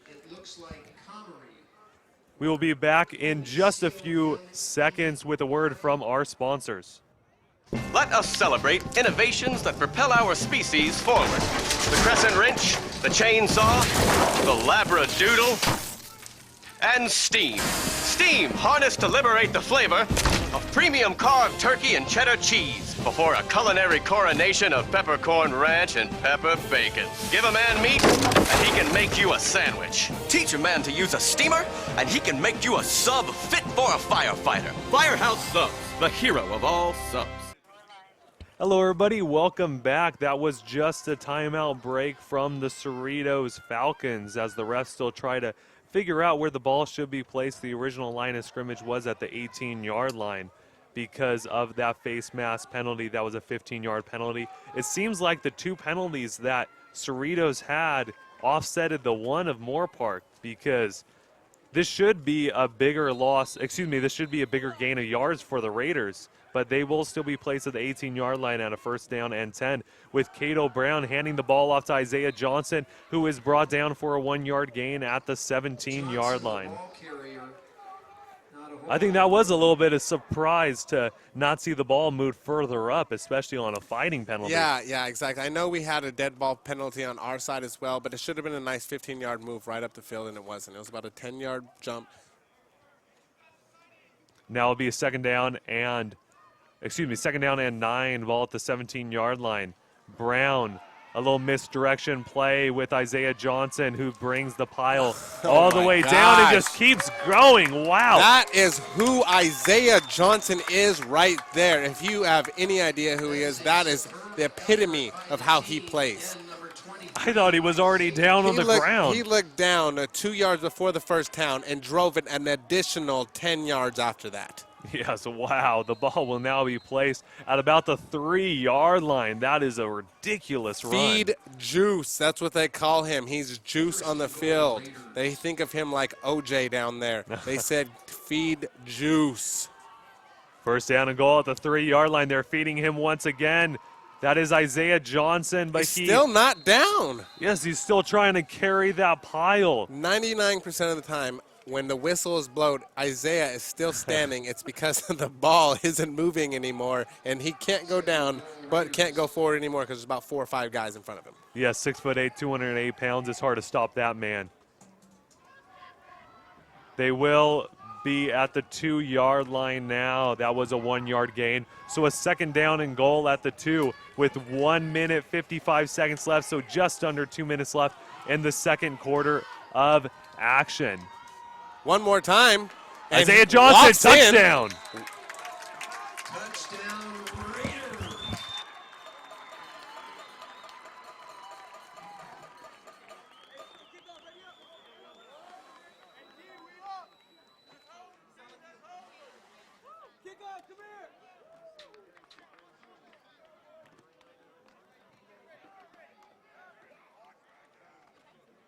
Jeez. That was a touchdown from Isaiah Johnson. Big play for the Moorpark Raiders. Gavin Todd going in for the extra point PAT attempt. The kick is up, and it looks like it goes straight through their uprights, which Gavin Todd is able to do every single time. So the score is now 21-all. And it seems like this game has been getting chippier and chippier. It is. We're seeing a lot more feistiness from Cerritos and Moorpark on the field. Hopefully these boys can settle down their emotions and start playing football.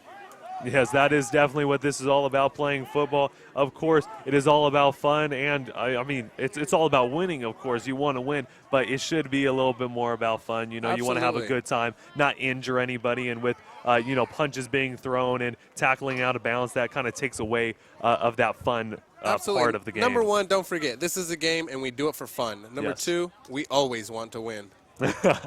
Yep. And you want to do that with the least amount of injuries as possible. Exactly. These are gladiators on the field. Don't forget that. So when emotions do get high, it's hard to, be upset with one of the players for letting their emotions get the best of them.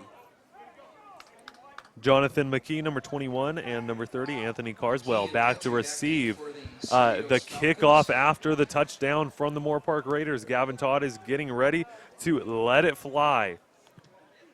And a beautiful kick all the way downfield, received at the 5-yard line. It will be McKee, number 21, who is brought down at the 20-yard line, the 21-yard line, and it will be 4 yards shy of the touchback. This is the best I've ever seen these Raiders play football. Their special teams is taking care of business. Their defense is taking care of business, and their offense as well. We're not seeing a lot of passing. We're seeing a lot more run in this game, but you got to take what the defense will give you. Yes, you do, and they are taking all of what the defense is giving them, and they are pushing it forward and playing amazing with putting up 21 points, which Cerritos only allows 21 points in a whole game. Mitchell is under center at a 1st down and 10 at the 21-yard line with Holmes in the backfield. Goes back to pass. Pass is completed to Landon Jones, number 2, who is pushed out of bounds for a 7-yard gain on the near sideline. And that will stop the clock, so the clock will be at 1 minute 24 seconds left. And remember, the Moorpark Raiders get the ball at the start of the second half. Absolutely. This is why they do that. When you come in this game, now it's like starting the game all over, except for you have an idea of what the game plan is for the other team. Now you get to start off all over again. 2nd down and 3, ball at the 28-yard line. Mitchell is under center, as he loves to be, with the handoff to Holmes. Holmes trying to fit through the smallest of holes possible, but he is brought down. It looks like they may be giving him the 1st down, and yes, they do. It will be a 3-yard gain, and the ball will be spotted at the 31-yard line. Watch for Raiders to get in their prevent defense shortly. As they stop this, they know their ball is going to start getting aired out. Yes, They're going to have to try and get down this field as fast as possible. As you see the cornerback starting to take extra steps early because they know this ball is going down the field. This ball is picked off by Mike. Oh! Wow, it looked like he did pick it off, but he was unable to gain that ball. He was unable to bring it in with just about 1 minute, 10 seconds left. Such a clean pass. Mike Jones was so close to catching that one today. And Mike Jones, he's usually just the softest hands as possible. The ball just kind of molds itself inside his hands, and he's able to catch it each and every time. But unfortunately, this last one he was unable to catch. Here comes Mitchell in the shotgun position with Holmes in the backfield right next to him on the left side with a 2nd down and 10 at the 31-yard line. Handoff to Holmes. Holmes has a blocker in front of him, able to break a tackle, goes down to the 1st down, and runs out of bounds at the 45-yard line. He does want to step out of bounds as much as possible because the clock does stop at about 54 seconds. They have about 55 seconds to stop this team from getting within the 30-yard line, get them in a field goal range, force them to punt this ball or go on 4th, and then we'll move this into the second half. 1st down and 10, ball at the 44-yard line, their own 44-yard line. Mitchell is in shotgun. We have 4 wide receivers set with one in the slot. One of them was a tight end. Knocks off James Pyramid, but does get sacked. Mitchell down for the count. That was number 79 on that one right there. Yes, he's one of the big boys out of Moorpark College. That was Richard Watkins, 6'1", 350-pound defensive tackle. Freshman who we look forward to seeing a lot of next year. Yes, and if he continues to play like that, we will be seeing him a lot next year. 21-21, the score still stands as Moorpark is still on the defensive side of the field. We will be back in just a bit after this timeout break.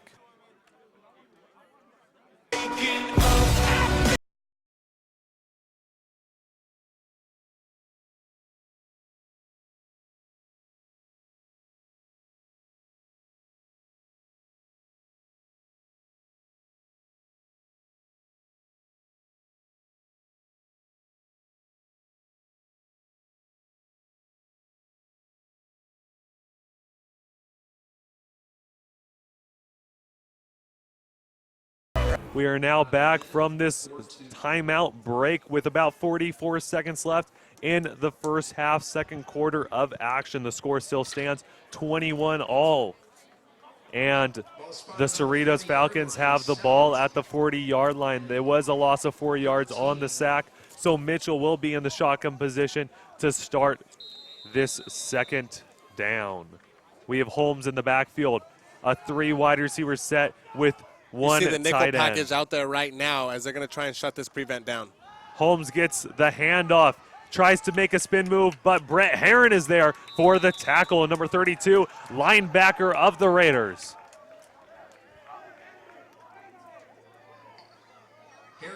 It will bring up a third down, and it will be a third down and long, a third down and 13 to be exact, with 20 seconds left and counting. It seems like they will just let the clock run out, though, even though the Moorpark Raiders will be getting the ball back to start off the second half. It seems like they're just going to be talking about it because there is 5 seconds left and counting. So this was the first half of action from Moorpark College from Griffith Stadium. The Moorpark Raiders are tied with the Cerritos Falcons 21-all. We will be back with a halftime show in just a few moments. I remember the moment clearly, I'll never forget that moment. as long as I live. I realized at that moment, when we first saw the damage, these people really needed us. And I was going to make a difference, right here in my community. Together with local responders, we cleared trees and collapsed walls. We had to get to the family trapped beneath.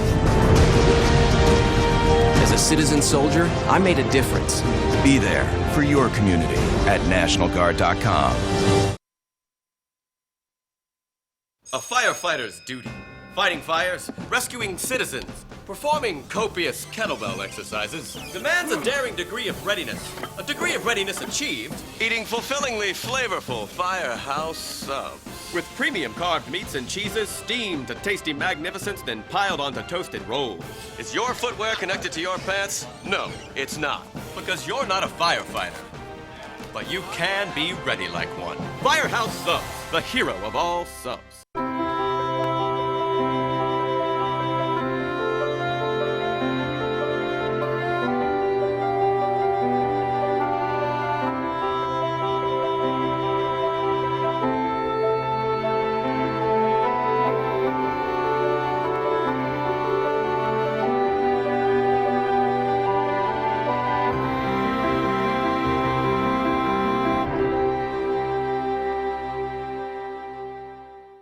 Let us celebrate innovations that propel our species forward. The crescent wrench, the chainsaw, the labradoodle, and steam. Steam harnessed to liberate the flavor of premium carved turkey and cheddar cheese before a culinary coronation of peppercorn ranch and pepper bacon. Give a man meat, and he can make you a sandwich. Teach a man to use a steamer, and he can make you a sub fit for a firefighter. Firehouse Subs, the hero of all subs.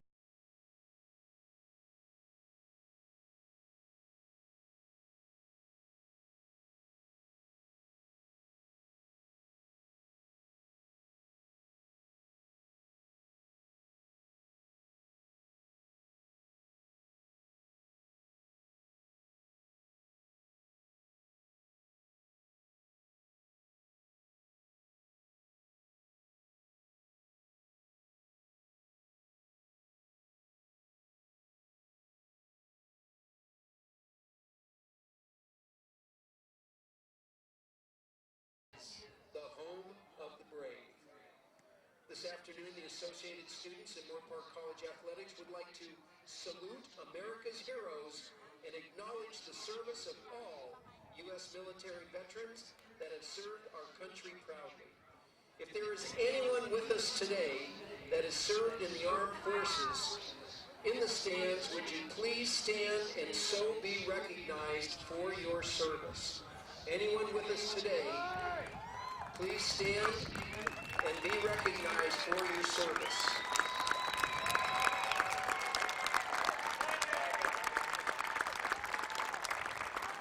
We thank these men and women here this afternoon who have sacrificed both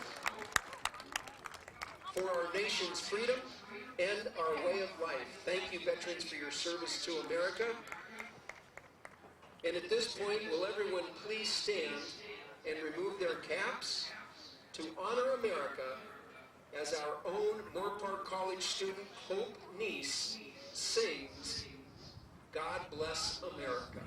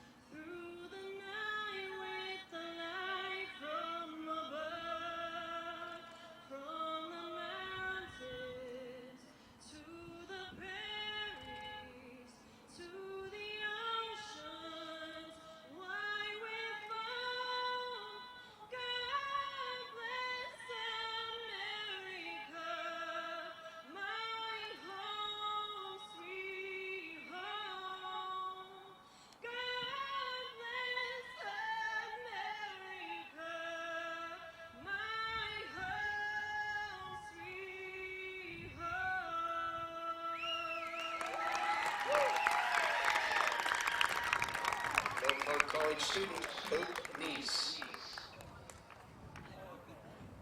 Ladies and gentlemen, at this time,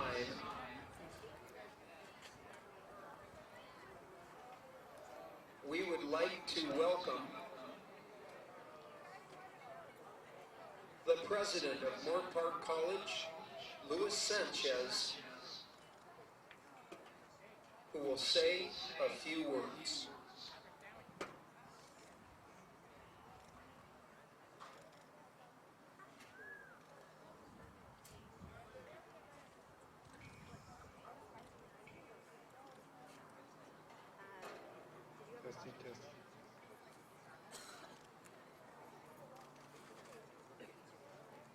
Once again, we welcome President of Moorpark College, Luis Sanchez.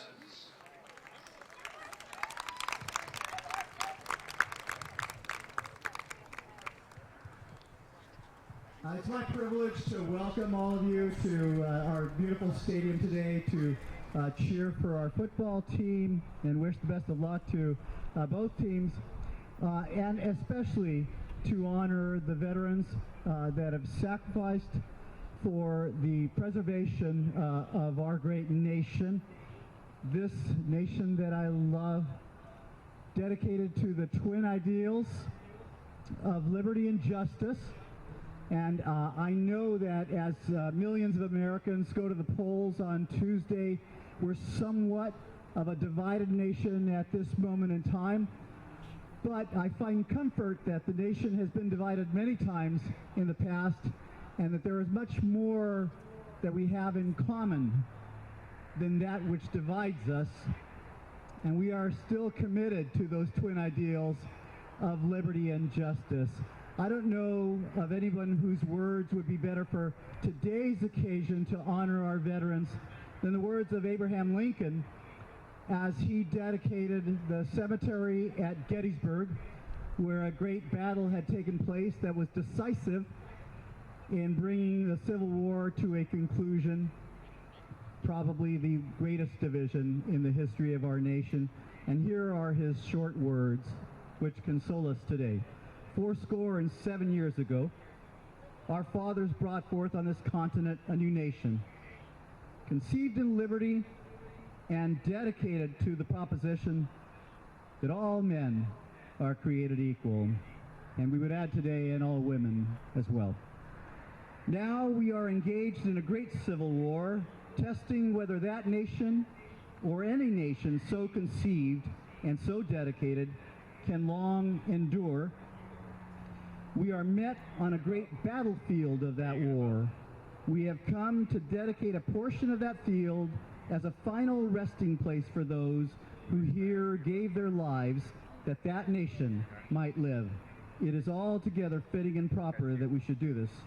But in a larger sense, we cannot dedicate, we cannot consecrate, we cannot hallow this ground. The brave men, living and dead, who struggled here have consecrated it far above our poor power to add or detract. The world will little note nor long remember what we say here, but it can never forget what they did here. It is for us, the living, and this is probably the part that speaks to us most directly. It is for us, the living, rather, to be dedicated here to the unfinished work which they who fought here have thus far so nobly advanced. It is rather for us to be here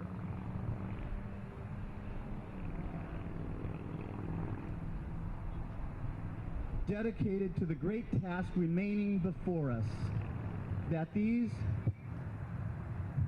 from these honored dead we take increased devotion to that cause for which they gave the last full measure of devotion, that we here highly resolve that these dead shall not have died in vain, that this nation, under God, shall have a new birth of freedom, and that government of the people, by the people, for the people, shall not perish from the earth. Thank you. Thank you, President Luis Sanchez. Ladies and gentlemen, Veterans Day this coming Friday, November 11th, is a day to honor all American veterans, both living and dead. Veterans Day week is largely intended to thank living veterans for their dedicated and loyal service to our country. This week, and especially this Friday, let veterans know that we deeply appreciate the sacrifices that they have made, enriching the lives of each and every one of us here today. Additionally, and perhaps more importantly, serving to keep our country free. To the veterans of Moorpark College, we would like to present you with a token of appreciation for your service and sacrifices for our country. Presenting this afternoon are members of our Athletic Captains Council, associated students, and our football team. From the Captains Council representatives, men's cross country, women's cross country, men's soccer, football, women's golf, women's volleyball, men's basketball, women's basketball, softball, baseball, men's volleyball, men's track, and women's track. At this time, we'd like to present first to Petty Officer Second Class Mark Emery. The branch of service is Navy. He has 17 years and has served in Iraq and Afghanistan.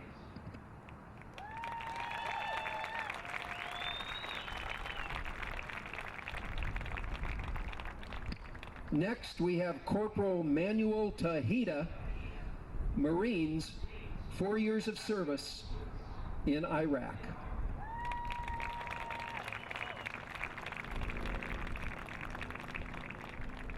Private First Class Martin Martinez of the Army, 2 years. Congratulations.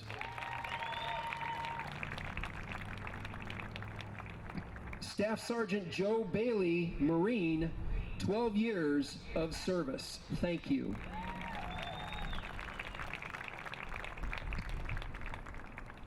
Sergeant Russell Lehman, Marine, 6 years of service.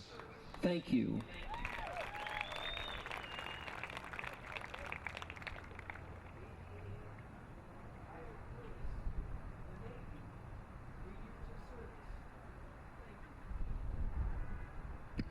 ADAN Kyle Perlis, Navy, 3 years of service. Thank you.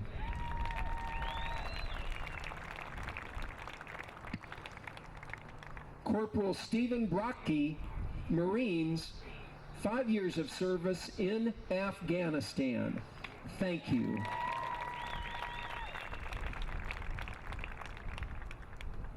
Staff Sergeant Alan Henriquez, Air Force, 13 years. Thank you.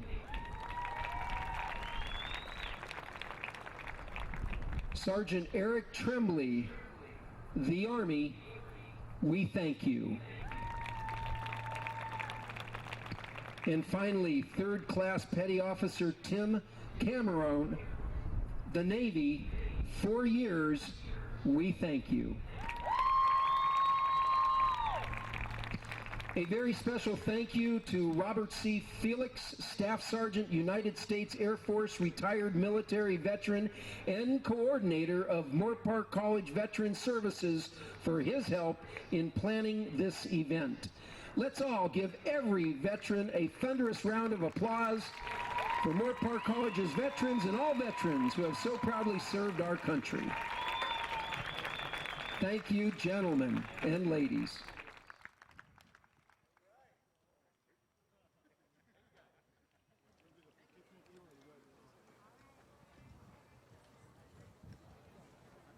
Ladies and gentlemen, at this time. Hi, ladies and gentlemen. My name is Nathan Espinosa, and I'm here at the Moorpark Raiders halftime show. We're here to interview Laura Mullen from DCH Auto Group. Hello. How are you doing today, Laura?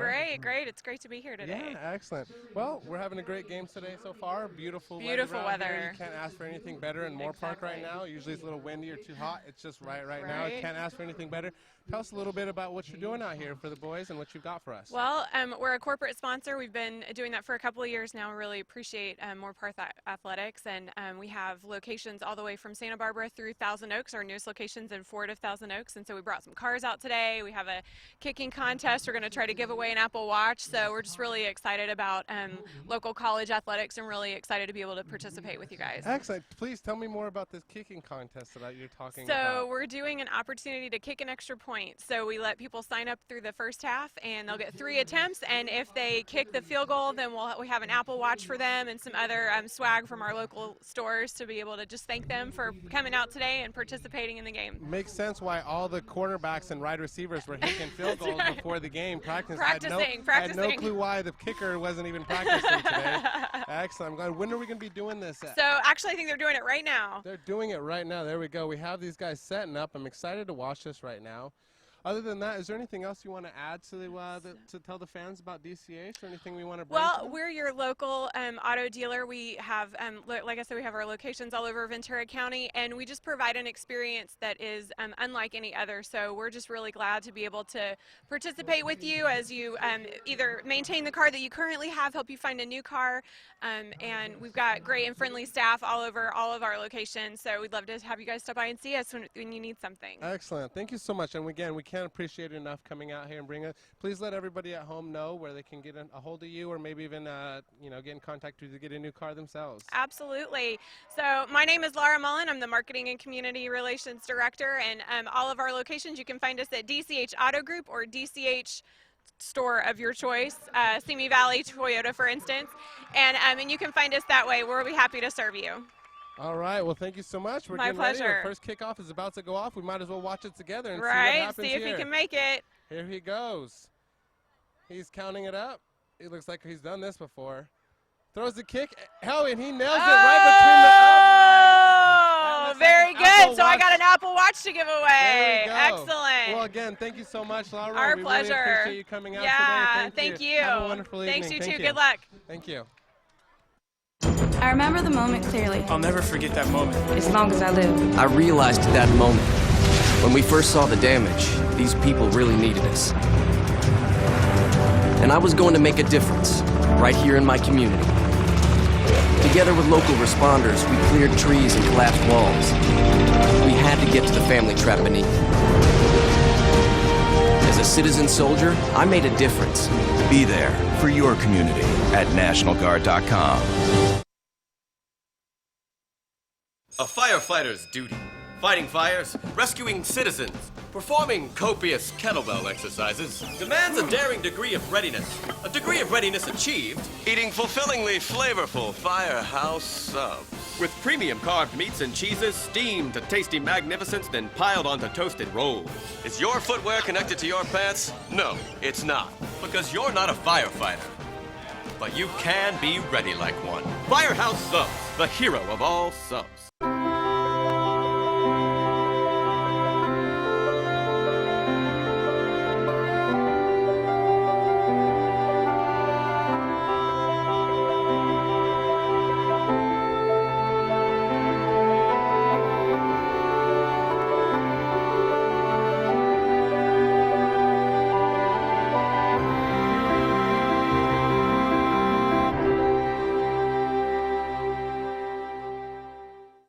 let us celebrate innovations that propel our species forward. The crescent wrench, the chainsaw, the labradoodle, and steam. Steam harnessed to liberate the flavor of premium carved turkey and cheddar cheese before a culinary coronation of peppercorn ranch and pepper bacon. Give a man meat, and he can make you a sandwich. Teach a man to use a steamer, and he can make you a sub fit for a firefighter. Firehouse Subs, the hero of all subs.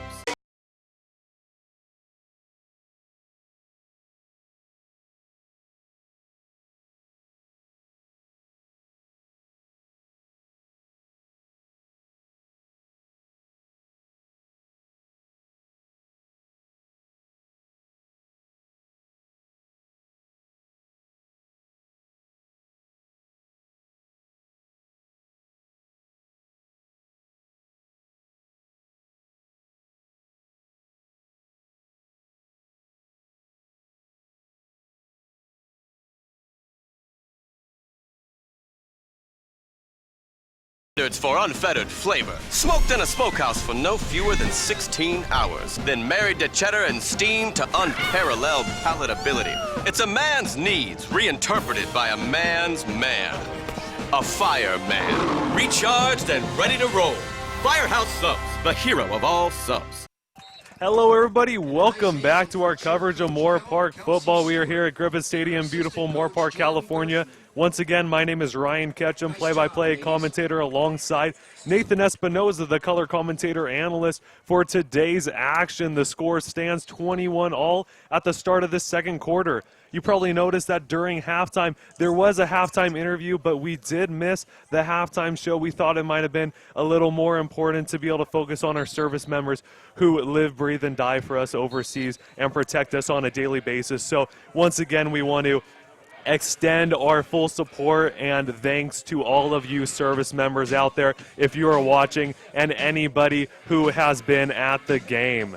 As that being said, we are ready for this second half of action, and actually during halftime they had a DCH Auto Group little contest that they held to see if somebody could kick a field goal kick up through the uprights, and somebody actually did on their third attempt, so it was very surprising, very good to see somebody go out there and actually complete that kick. It was very nice. He actually won a $350 Apple Watch. Very surprising, but a very good benefit on kicking that field goal.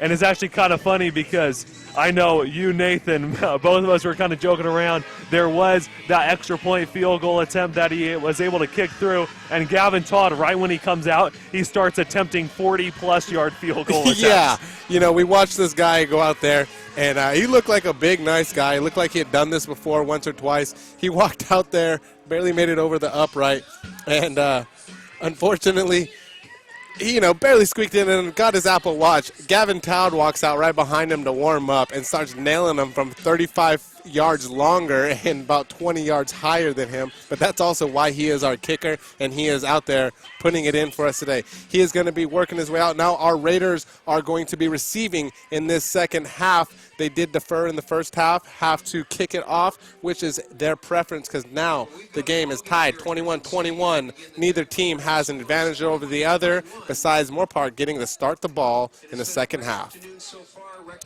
And starting the ball in the second half, that's, as you were mentioning, that's such a, a big momentum booster, especially with how they look. Absolutely. You always, if you can come into this half with a lead, it's the best if you're going to be receiving. But if not, either way, if you're down a touchdown, if you're tied up, you want to have the ball starting the second half. We actually just wanted to thank one of our sponsors real quickly. They actually supplied us food for this game this afternoon. It is the Chewies of Simi Valley. They are good food, good ambiance. It doesn't get much better than that. They did provide us with some chicken sandwiches.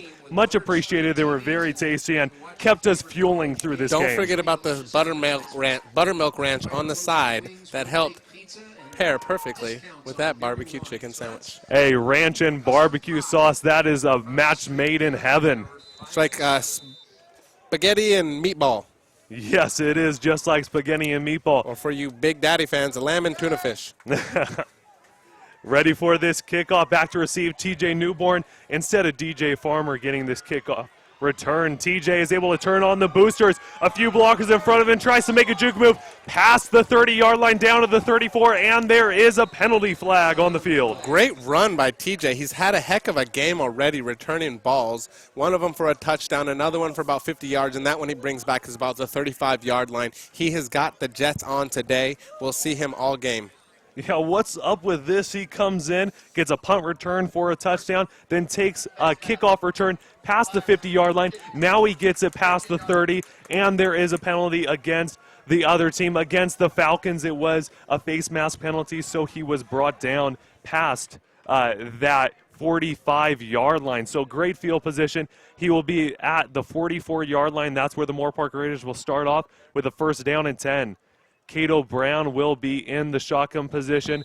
Corbin Covey is on the near sideline with Emmanuel Osochukwu, and Ryan Wilmore is on the far sideline with Isaiah Johnson in at the running back position. He does get the handoff on the left side of the field, bursts through a hole for a 6-yard gain. Isaiah Johnson having a great game already, unstoppable as normal. Yes, him and Holmes from the other team, they have just been unstoppable this whole season and this game today. Second down and 4.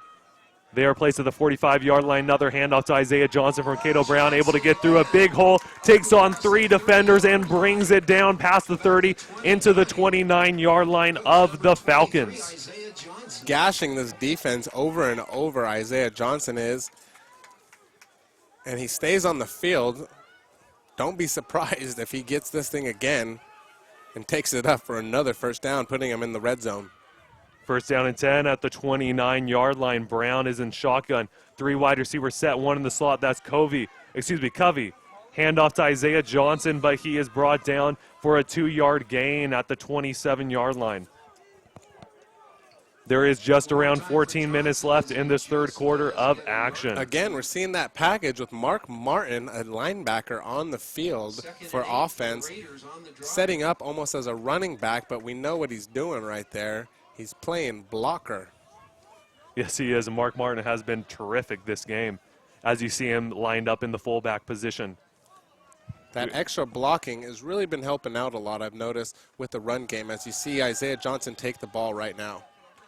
Isaiah Johnson, he basically trucks a defender. His helmet even comes off. Knocked that defender's helmet off. That was Alex Bush, the star for this team over here with 80 tackles on the season, knocked his helmet right off, and Bush is going to have to come out for one play, as the NCAA rule is. He cannot play after his helmet's been removed once. Taking on defender that has that much tackles, has that high of a repertoire for this Falcons team, and he just annihilates him. Wow, that's incredible for Isaiah Johnson. You can count on Alex coming right back in on this next play, though. Third down and 8 at the 27-yard line. Brown rolling out right. Tries to do a quarterback keeper. There's no wide receivers down the field. He almost gets sacked down, but he is able to extend it past the 20-yard line. Actually just gets knocked out at the 20-yard line, so just a few inches shy of the first down marker. Cato limping a little bit, trying to get back in the thing. Oh, college Cato there. Able to make something out of nothing. Yes, he was able to make something out of nothing, and Cato, he is actually the second leading rusher on this team with 410 yards on the season. 13 minutes left in the third quarter. Martin is still in. Ray Thomas is the man in motion. Handoff to River Mesa, though, because Isaiah Johnson was taken out. A few spin moves by River, but he is brought down for a loss of yards on a big 4th down and 1. So it will be turnover on downs, Falcons ball. And as you were speaking, Bush right back in that action. Something's got to be wrong with his helmet. Bush's helmet came off again on that play. He's going to be out for another one, even though they're coming off the field. But he must have a malfunction with the buckles or the clips or something on his helmet, because that's 2 plays in a row that is coming off after Isaiah laid a hit on him. I mean, it's not out of the realm that Isaiah broke his helmet right now. Hey, I wouldn't be too surprised if he did break his helmet. All right, as we see this Raiders defense come back out on the field one more time right now. 12:49 left in the third quarter. We are in the second half play. First down and 10, ball at the 22-yard line, their own 22-yard line. A must snap, a little too high above his head. Hall is able to get it and make something out of nothing, able to get back to the line of scrimmage when he could have easily got him brought down around the 10-yard line. That was a big save on his part. That ball was bounced about 10 yards behind the line of scrimmage. Looked like he was going to be going down for a loss of about 10, was able to bring it back to the line of scrimmage. Now working with a 2nd and 10, almost like they lost the down and a little energy. Yes. Hall definitely did use some energy on that last play as we see a 3-wide receiver set with one in the slot and one tight end. A handoff to Holmes. Holmes tries to cut back in the middle of the field with some blockers, but is brought down for a 1-yard loss at the 21. 3rd down coming. You're going to see this nickel package come out. There will be just under 12 minutes left in this 3rd quarter because of the high-powered rushing offense. The clock is running just as quick as it did in the first half. There will be a 3rd down and 11 at the 21-yard line with Mitchell in the shotgun, Holmes in the backfield. We have on our side of the sideline, the near side, Landon Jones and number 18 Rosales with number 16 Rogers also in the tight end position. But Mitchell is brought down for a strip sack. The ball was knocked loose. It's going to be hard to tell whether Jordan got that ball out before he came down, but Jordan Flack was the one really getting in on there. Strip sack by Jordan Flack. Great play, but we have a player down. Marcus Johnson down again. Looks like he hopped back up pretty quickly, limping off the field. Might be that groin again. Yes, he was brought up on the groin injury. That is a nagging injury. Pinching back to his back left hamstring. That may have been the issue the whole time. And we talked about those cramps earlier in the game. In day games, it's always a little bit worrying with the heat and dehydration. Renaud goes and punts the ball. It is a deep punt, but it hits one of the Falcons in the head, and Moorpark dives on it. Wow. An interesting play right there. You wouldn't normally see a player diving on the ball, especially with some defenders around him. That was Hightower, number 27. Hightower now starting this second half for the corner, J.J. Durden. Not sure if J.J. is hurt or if they just see a matchup that Hightower handles better than J.J. Hey, anytime that you see a matchup that can benefit on your side of the field, you definitely want to exploit that as much as possible. Exactly, and that's why you'll see that since Daniel Moore, a player who was ejected for punching, is gone, you'll see them starting to gash toward his area a little more now that he is the starting linebacker. And it looks like there's going to be too many men on the field as the ball was snapped, and Cerritos is going to be taking a penalty to move this ball upfield. Yes, and that was a handoff to Martin. It looked like there was actually 13 men on the field. They had 2 men extra than the normal one. Wow. Mark Martin, we were talking about him just being in the backfield for the blocking position, but he does get the handoff, his first handoff of the game. Made a nice little gain out of that. At this point, he's got a pretty high average per carry. You do not see too many linebackers getting those handoffs, especially in the college game. Yeah, 8 to 9 yards per carry for him right now. Hey, he'd take that any day, even if it's on one rush. Young Adrian Peterson. The second AP, the second coming. 10 minutes, 30 seconds left in the 3rd quarter of action. The score still stands 21-all. And it seems like the refs are still trying to figure out what this penalty flag is all about. As we mentioned, actually what you mentioned, there was extra men on the field, but there was just a substitution. No penalty, though. I guess they were able to get all their men off the field before the ball was snapped. It did look like they had a few extra guys, though. Yeah, kind of confused why that that penalty turned into that, but I'm not a referee. I'm not going to worry about it. 10:28 left in the 3rd quarter, 2nd and 1, a small gain. These guys got to push it up. A lot of times you like to see, or Cato likes to just take that ball up for 1 yard himself. We'll see what he does right now. Brown is in shotgun.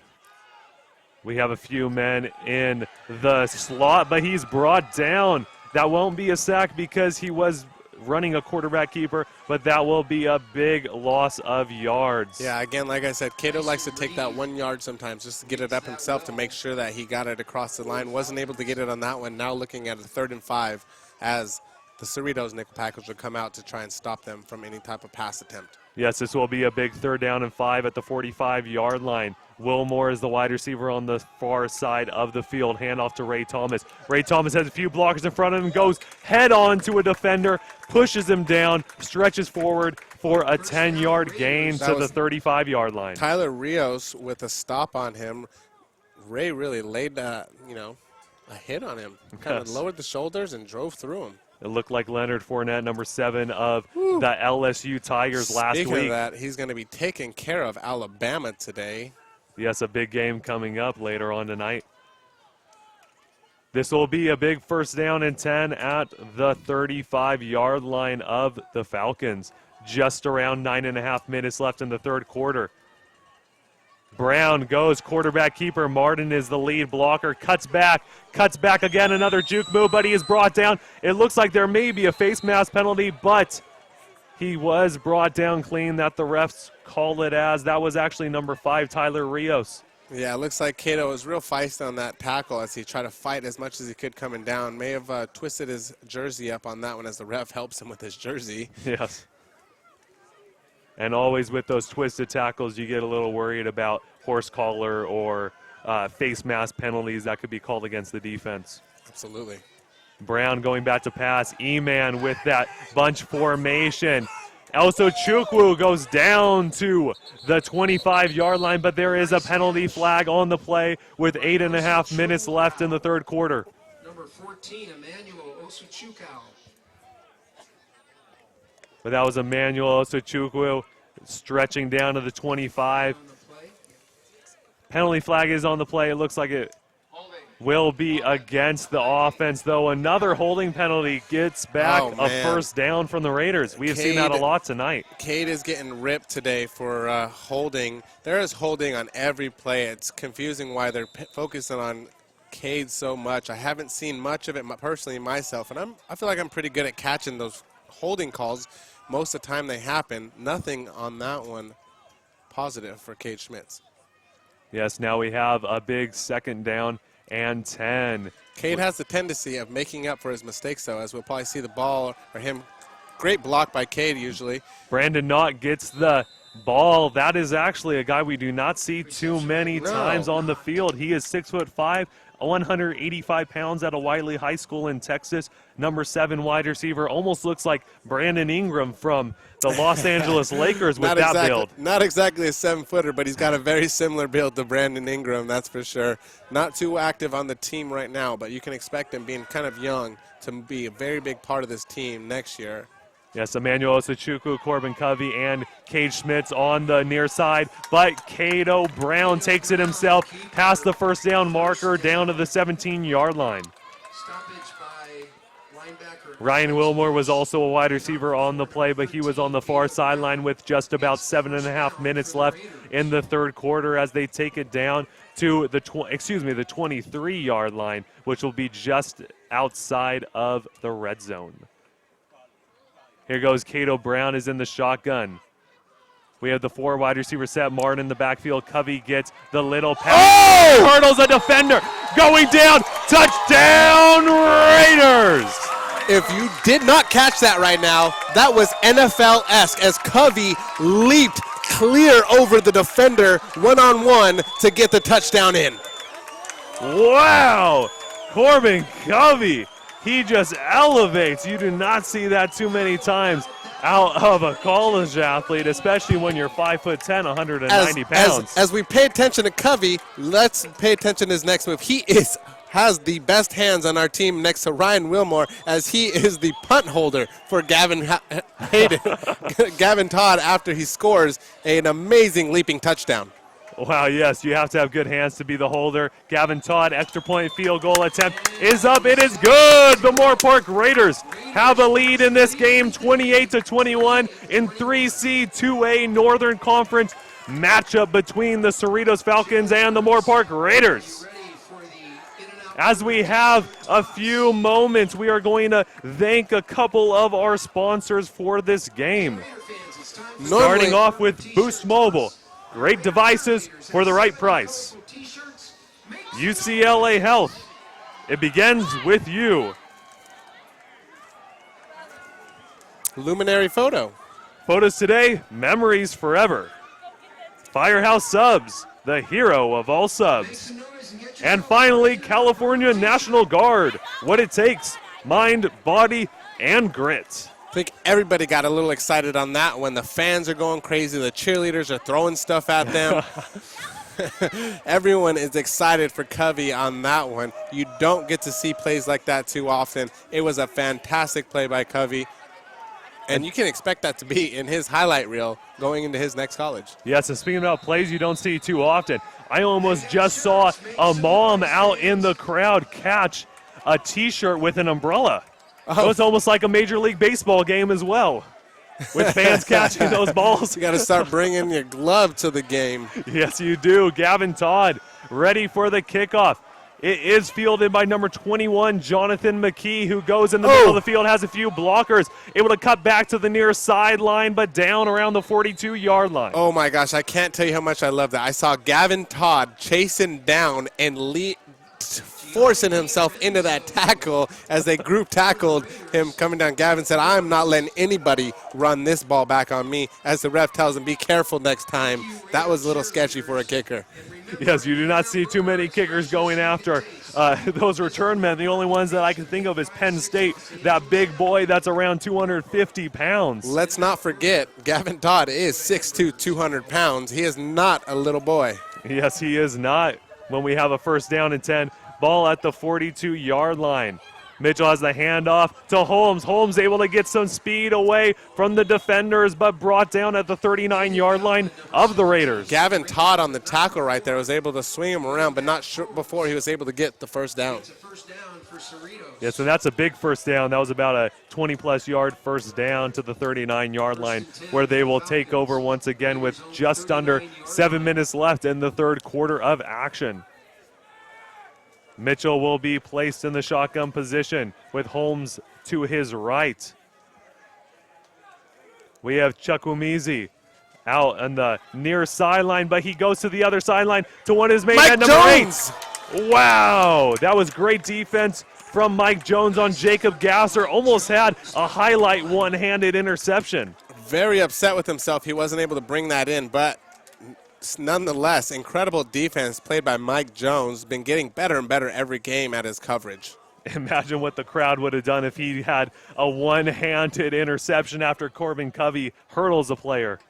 Boy, the crowd would have probably rioted at that point. It would have been like when the Cubs won the World Series. 6.5 minutes left in the third quarter. Mitchell hands it off to Holmes, but there's a fumble. Everybody's diving on it. It seems like the Raiders may have fell on it. Mitchell was unable to get it. The referee calls the Raiders ball at the 50-yard line after it was a high snap and they fumbled it around. Raiders will take over this ball with 6:20 left in the game, leading by 1 touchdown. The crowd ignites and the team fires up right behind them. It is Moorpark football. 28-21, and they take possession at their own 49-yard line. A great play, wow. It seemed like there was just a little bit of miscommunication from Holmes and Mitchell that led into that fumble, but great defense to not stop pursuing that ball. Yeah. Now, there was a lot of emotion on the sideline after that when you see Jordan Flack coming in, screaming at the crowd to get the crowd riled up. First down and 10 at the 49-yard line. We have Brown in shotgun. With Martin in the backfield, we have 4 wide receivers. This will be the first time Cato is working with a lead today with the ball. Handoff to Wilmore. Wilmore on the near side of the field tries to break a tackle, but is down right around the line of scrimmage. Second time we've seen Ryan in that position where they kind of put him in motion and sweep it out to the outside. A nice little handoff to him. I like the play. They just need to let it develop a little more, and maybe they can get something out of it. Yes, it's kind of nice to see Ryan Wilmore. Of course, he has some of the best hands on the team, but also getting a little more opportunity to carry the ball, not just catch it. Absolutely. One thing that Ryan is phenomenal at, obviously, is hands, but his route running ability is incredible. Yes, Ray Thomas just got entered in the game, and now he gets a handoff. He runs up the field, trucks the defender, and basically dives over him to the 39-yard line as he gets a big first down. That's the way to enter a game, right? When you get substituted in, you want to do as much damage as possible as he gets taken out of the game for Corbin Covey. As we moved into the second half, the speed of the game has absolutely slowed down. We're now only at 5.5 minutes left in the third quarter, looking at just about 2 hours into this game, starting to catch up with the normal play rate as the first half really blew by with a lot of running. Mark Martin just got subbed out. Ray Thomas back in. Ryan Wilmore, the man in motion. Ray Thomas gets the pass, and he is able to bring it in for a 2-yard gain. Corbin Covey was actually the man in motion. Isaiah Johnson back in the game alongside number 36, Jerry Rodriguez, who's a tight end, 6'2", 225 pounds for your Moorpark Raiders. 5 minutes left in this third quarter of action with Brown in the shotgun, Johnson in the backfield, Covey is in the slot. We also have E-Man on the near side of the field, Ryan Wilmore on the far side. Handoff to Isaiah Johnson, brought down for a 1-yard loss. Again, it usually takes about 5 or 6 guys to get Johnson down, as it did that time. Yes, with being, as we mentioned, 6 foot, 208 pounds, it takes a lot of men to take down that guy with that much muscle, as Cade Schmitz, number 19, gets entered in the game. Same formation now, just with 4 wide receivers and 2 in the slot. Cato Brown is in shotgun, Isaiah Johnson in the backfield with just around 4.5 minutes left in the third quarter of action. We have Corbin Covey and Ryan Wilmore on the far side, and Cade Schmitz and Emmanuel Osachukwu on the near side. Fake handoff to Johnson. Brown looks deep, airs it out to Emmanuel Osachukwu, and the pass is completed. Touchdown, Raiders! That was an incredible pass by Cato. Cato was able to get that ball aired out and keep it right in front of Emmanuel Osachukwu to make it easy catch for Emmanuel. Not really easy when 2 guys are on your back, dragging on you. Nonetheless, does not stop E-Man from making a touchdown right there. But it is taken back, unfortunately, with another holding penalty. A great catch, great play, but unfortunately this has happened a lot in this game, not only just this season, but in this game alone. Another big play brought back. Yeah, it's really unfortunate when you see something like that, so demoralizing to the team to have 5 yards brought back when you just scored a touchdown on an incredible play. It will now set up 3rd down and 14 at the 44-yard line. We have a Tritz formation. We have Emmanuel Osachukwu, Cade Schmitz, and Corbin Covey on the near sideline and Ryan Wilmore on the far sideline. But there will be a timeout on the field. After that holding penalty from Moorpark College, the score still stands 28-21. Moorpark Raiders in the lead. We will be back in just a few moments with a message from our sponsors. I remember the moment clearly. I'll never forget that moment. As long as I live. I realized at that moment, when we first saw the damage, these people really needed us. And I was going to make a difference, right here in my community. Together with local responders, we cleared trees and collapsed walls. We had to get to the family trapped beneath. As a citizen soldier, I made a difference. Be there for your community at NationalGuard.com. We are now back after that commercial break. Just about 4 minutes left in this third quarter of action. Of course, if you just saw before our commercial break, there was a holding penalty on a deep pass play from Cato Brown to Emmanuel Osachukwu that resulted in a touchdown, but brought back, as I just said, from the holding penalty. So it will now set up a 3rd down and 14 at the 44-yard line. Brown will be in shotgun with Johnson in the backfield. We have Covey and Wilmore on the far sideline, as we have Schmitz and Osachukwu on the near sideline. Brown goes back to pass. Deep pass play to Emmanuel Osachukwu, but it is dropped. Right in between the hands, a little bit high for Osachukwu. Osachukwu tried to get up there and grab it, wasn't able to bring it in, went right in between his hands as he's getting a little chippy with a couple of the defenders. Yes, especially with them being conference foes, even if they're not big-time rivals, as Ventura Pirates and the Moorpark Raiders are. Still, if you have that rivalry from the conference matchups, they're still going to be chippy in, as we've seen here tonight, even with the fighting that we saw in the first half. Well, for both teams, Moorpark being 2-1 coming into conference play, and I believe Cerritos coming into this 2-2, they're able to set up, or 3-2, they're able to set up a chance to hang out into the playoffs after 2 wins. So pretty much if they win out today, it drops Cerritos down another loss. They move on, they play Santa Monica, get one more conference win. Couple losses forces Moorpark into after postseason play.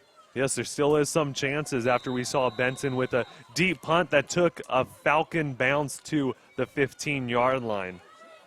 So the Falcons will set up with a first down and 10 at the 15-yard line with just about 3:50 left on the game clock in the third quarter. Mitchell is under center. They have a big formation, a jumbo formation, with Holmes getting the handoff but brought down almost immediately for a 4-yard gain.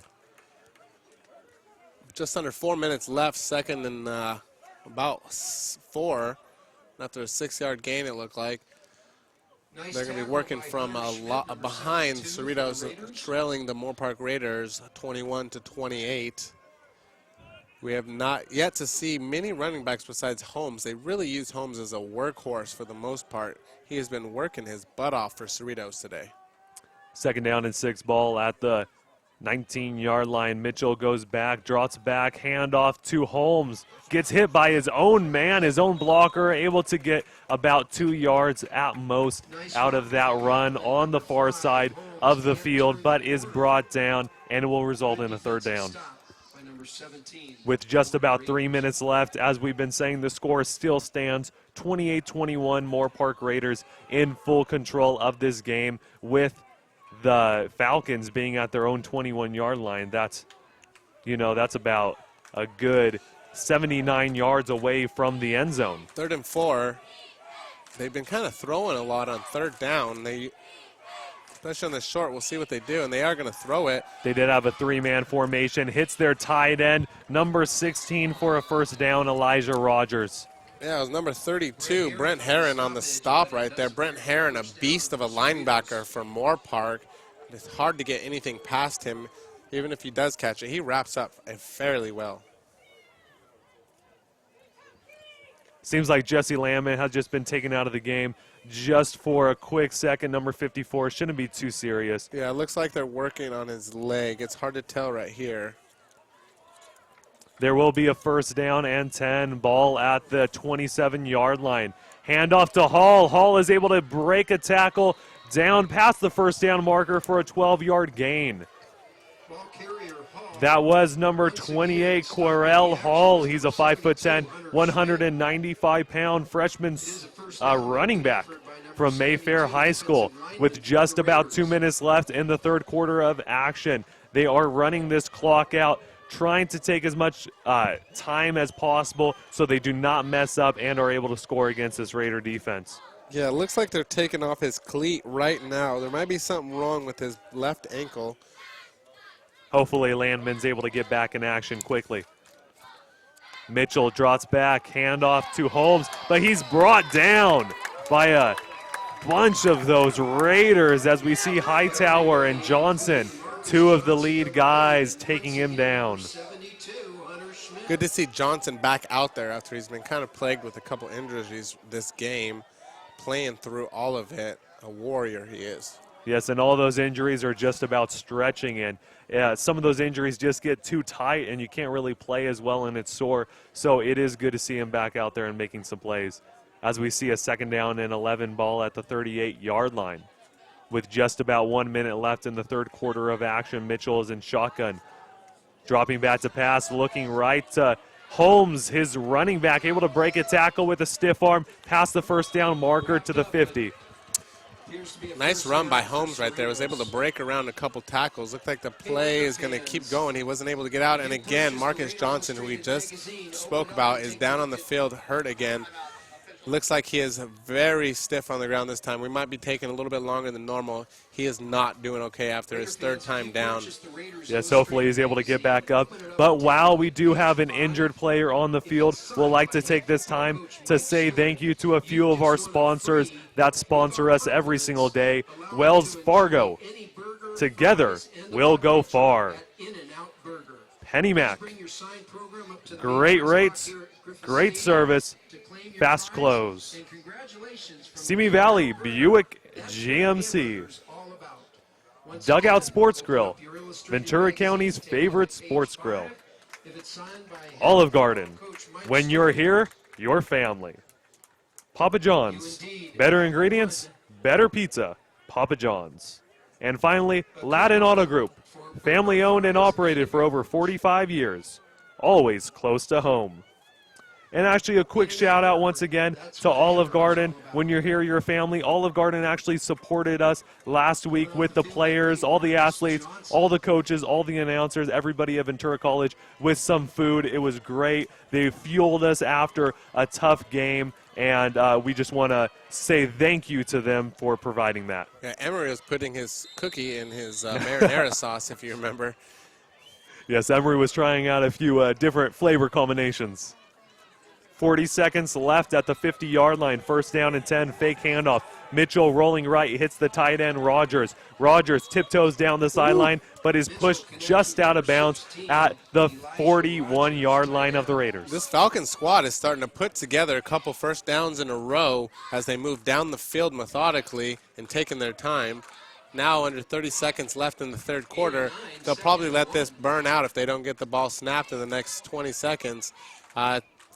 Play clock only about 5 seconds ahead of the game clock. Looks like they're going to try and get one snap off before the third quarter, give themselves kind of a break in between plays. Hopefully they can get a first down in their opinion. Especially with this being a second down and 1 at the 41-yard line. Mitchell draws back to pass, fake handoff to Holmes, lets it fly deep down the middle of the field, but it is just it's just thrown short. It was Stacy Chukwuemezi that they were trying to hit down the field. Great coverage, though, by the Raiders. Try to air it out to Chukwuemezi. Unfortunately, what he didn't see is that ball spent so much time in the air. Hightower, the cornerback on him, was chasing him rapidly, but he had two safeties closing in on him from the other side. By the time the ball would have got there, he would have been lit up by 3 different defenders from Moorpark. Almost a good thing that ball was a little ahead. Yes, it would have been just like that number 19, Cade Schmitz, how he got lit up in the first half. It would just been like that play. Exactly. Just about 3 seconds left. Handoff to Holmes. Fake handoff to Holmes. Mitchell takes it himself. Spin move down to the 31-yard line. It will be a first down and 10 at the end of the third quarter of action. After 3 quarters, the Moorpark Raiders are winning this matchup 28-21. We'll be back with fourth quarter action after a few messages from our sponsors.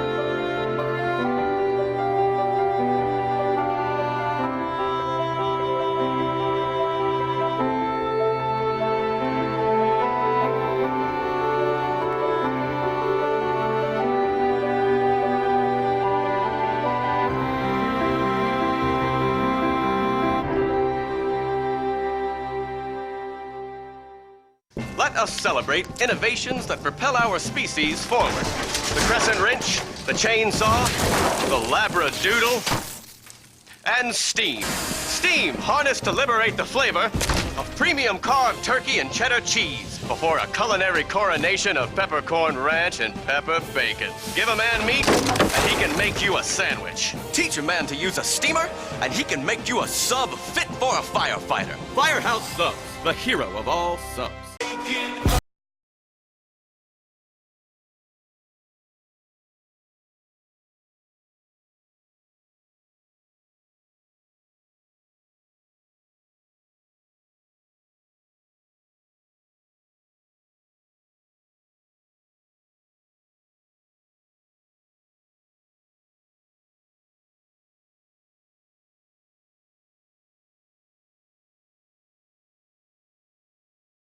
Everybody, welcome back. This is Ryan Ketchum, play-by-play commentator, alongside Nathan Espinoza, the color commentator analyst for today's action. There is the start of the fourth quarter. We just had a running play from Holmes, who has been the lead running back in the game for Cerritos. There will now be a second down coming up. This will be a second down and 6. They will be placed at the 26-yard line. Mitchell is under center. A 3 wide receiver set with 1 in the slot and Holmes in the backfield. Goes back to pass, launches it to the right side of the field. Flack Actually, the near side of the field. That was number 18, Matt Rosales. Yeah, Flack was able to get a piece of that one to knock it before it even got near him. Flack being so lengthy, you know, he's got the stretch, able to reach up there and get that ball when it looked like he was clearing him. Yeah, especially with him being that 6'4", not 4'6", 6'4", 220-pound size. He was able to get a hand on it, especially with that long reach. But there will be 14 and a half minutes left. Mitchell is in shotgun on a 3rd down and 6. Mitchell lets it fly. There will be a touchdown. The pass was completed to number 2, Landon Jones, 6'1", 175-pound wide receiver for the Falcons. Looks like there was a lapse in coverage on that one. Kind of confused on the Raiders. They kind of start talking about who was going on or what was going on back there as the defensive backs talk it through, because that was just a lapse in coverage that blew that one right there. Now the Falcons have this tied up after they score, if they score an extra point, 28-28 with 14-14 left in the 4th quarter. Yes, and here comes Adrian Saldana, number 37 for the PAT attempt. It is up, and it is straight through the uprights. The score stands 28 all tied up in this 4th quarter action. A 3C, 2A Northern Conference matchup between Cerritos College and Moorpark College. 28 apiece. Cerritos, they were just able to march down the field. Of course, they they still started that drive in the 3rd quarter. They ended off on a good note with a 1st down. Did that momentum kind of carry over into this 4th quarter where they started off just right on a bang with that touchdown play? Yeah, you know, it seems like that's what's going on right now. Momentum's been carrying this team, both teams a lot. It's kind of a momentum game, you know, when one of the teams kind of gets it going. You can see it on the field. You can just see the emotion. You can see everyone having a good time. You can see them wanting to get out there.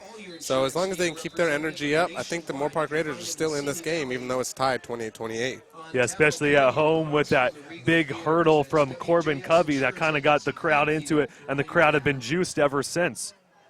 It looks like a squib kick, almost an onside kick, but a squib kick, and it was touched by the Raiders, but the Raiders are able to gain they are able to gain the ball back. Possession. Yes, possession. That's the word I was trying to think of, and luckily they were able to, because it seemed like 3 Raiders were trying to go for the same ball at the same time. My heart skipped 3 beats on that one right there as the ball bounced around the floor before a Raider finally was able to get on top of it.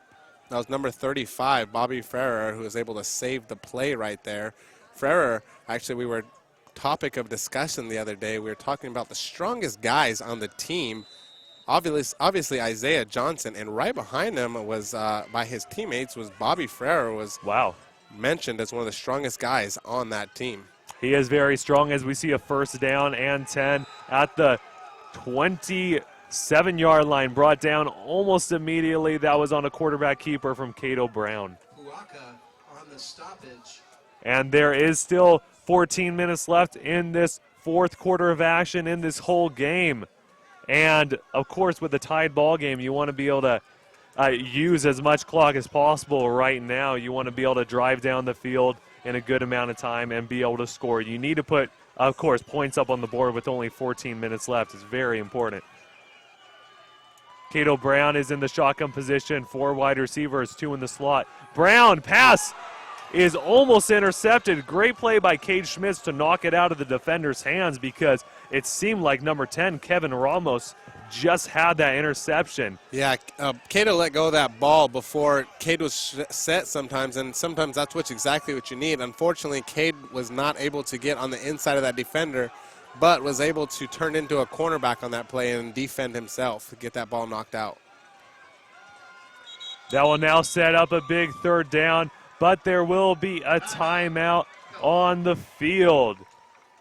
So the score still stands 28-28 with just about 13 and a half minutes left in this 4th quarter of action. We will be back in just a few moments with a message from our sponsors. I remember the moment clearly. I'll never forget that moment. As long as I live. I realized at that moment, when we first saw the damage, these people really needed us. And I was going to make a difference right here in my community. Together with local responders, we cleared trees and collapsed walls. We had to get to the family trap beneath. As a citizen soldier, I made a difference. Be there for your community at NationalGuard.com. Hello, everybody. Welcome back to fourth quarter action here at Moorpark College at Griffith Stadium. 28-all, the score still stands with 13.5 minutes left in the fourth. The Moorpark Raiders have the ball on a big 3rd down and 11 at their own 26-yard line, where we see Cato Brown in the shotgun position. We also have number 23, Isaiah Johnson, in the backfield, 4 wide receiver set with 2 in the slot. Schmitz is out there, Wilmore is out there, E-Man's out there. Cato Brown just pitches the ball forward. Very smart play by Cato. Flag on the play. Looks like there might be some unsportsmanlike conduct on number 91 acting a little crazy on the field. We'll see what it is, but Cato was able to make a smart play, getting caught up, did a nice little push pass over to Ray Thomas and just get it past his line of scrimmage. Yes, that was Ray Thomas on the field, and as you were mentioning, number 91, Blake Young. We'll see what the penalty is right now. He was kind of banging the floor, I guess you could say, after that play. But penalty flags came right around the corner right after he was banging the ground, so it will be holding against the offense, though. Very interesting penalty call, but there will be a personal foul also against the Raiders. So 2 penalties back-to-back against the Raiders. I thought something would be called against the Falcons, but nothing was. I believe he said there was an ejection in the game, number 7, but I don't see Brandon Knott going anywhere. I didn't even see Brandon Knott in the game. Yeah, Brandon Knott's on the sideline right now with number 7. Slightly confused on what the ref was referring to. Yeah, I'm a little confused. He said number 7 was ejected. Number 7, Brandon Knott on the Moorpark Raiders, was not even in on the play. Number 7 for the defense, Kevin Murray, is still on the field, confusing as to what the ref was referring to. It seems like the coaches need a little bit of... Number 70. Yes, it seems like it's number 70 on the ejection, excuse us. Number 70 on the ejection. Yes, and he will actually be taken out of the Looks game. like Brian Woodard, our offensive lineman. We already are down a couple offensive linemen. This is going to be a hard game to get through after losing one of our linemen. Yes, what do we have? 5 offensive linemen now after that ejection? Yes, I believe so. No substitutions available at this point. I wonder why he was ejected, because it did look like the defense was the ones that were, kind of banging on the ground, causing a lot of ruckus out there for unsportsmanlike conduct. But interesting call. Nonetheless, it will be a 4th down and 20, so Evan Benson will go out there to punt the football away with just over 13 minutes left in the fourth quarter of action. Interesting setup they have as well. They have 2 backs. We're set to receive this ball as Benson is getting ready to punt this thing down the field. Benson, such a fantastic punter. Makes you wonder if they're worried about the ball not getting into one of their guys' hands. They want to make a play in this fourth quarter. We'll see how this goes. They do have number 18, Matt Rosales, and number 30, Anthony Carswell, out to receive the punt. As you mentioned, 2 punt returners. That's usually something you do not see too many times. Oh, and looks like this is going to be a big, long punt, a beautiful punt, but they were able to get right past the defense. There are penalty flags in the back of the field at the 30-yard line. Benson was hit before he came down. Looks like they're not calling a penalty on that. That is a poor penalty not to call. You need to be out there making sure these players are safe, and that is not what the refs were doing right there when Benson was hit on his way down from that punt. When you see a punter or a kicker being hit, that should be an automatic penalty flag that goes up.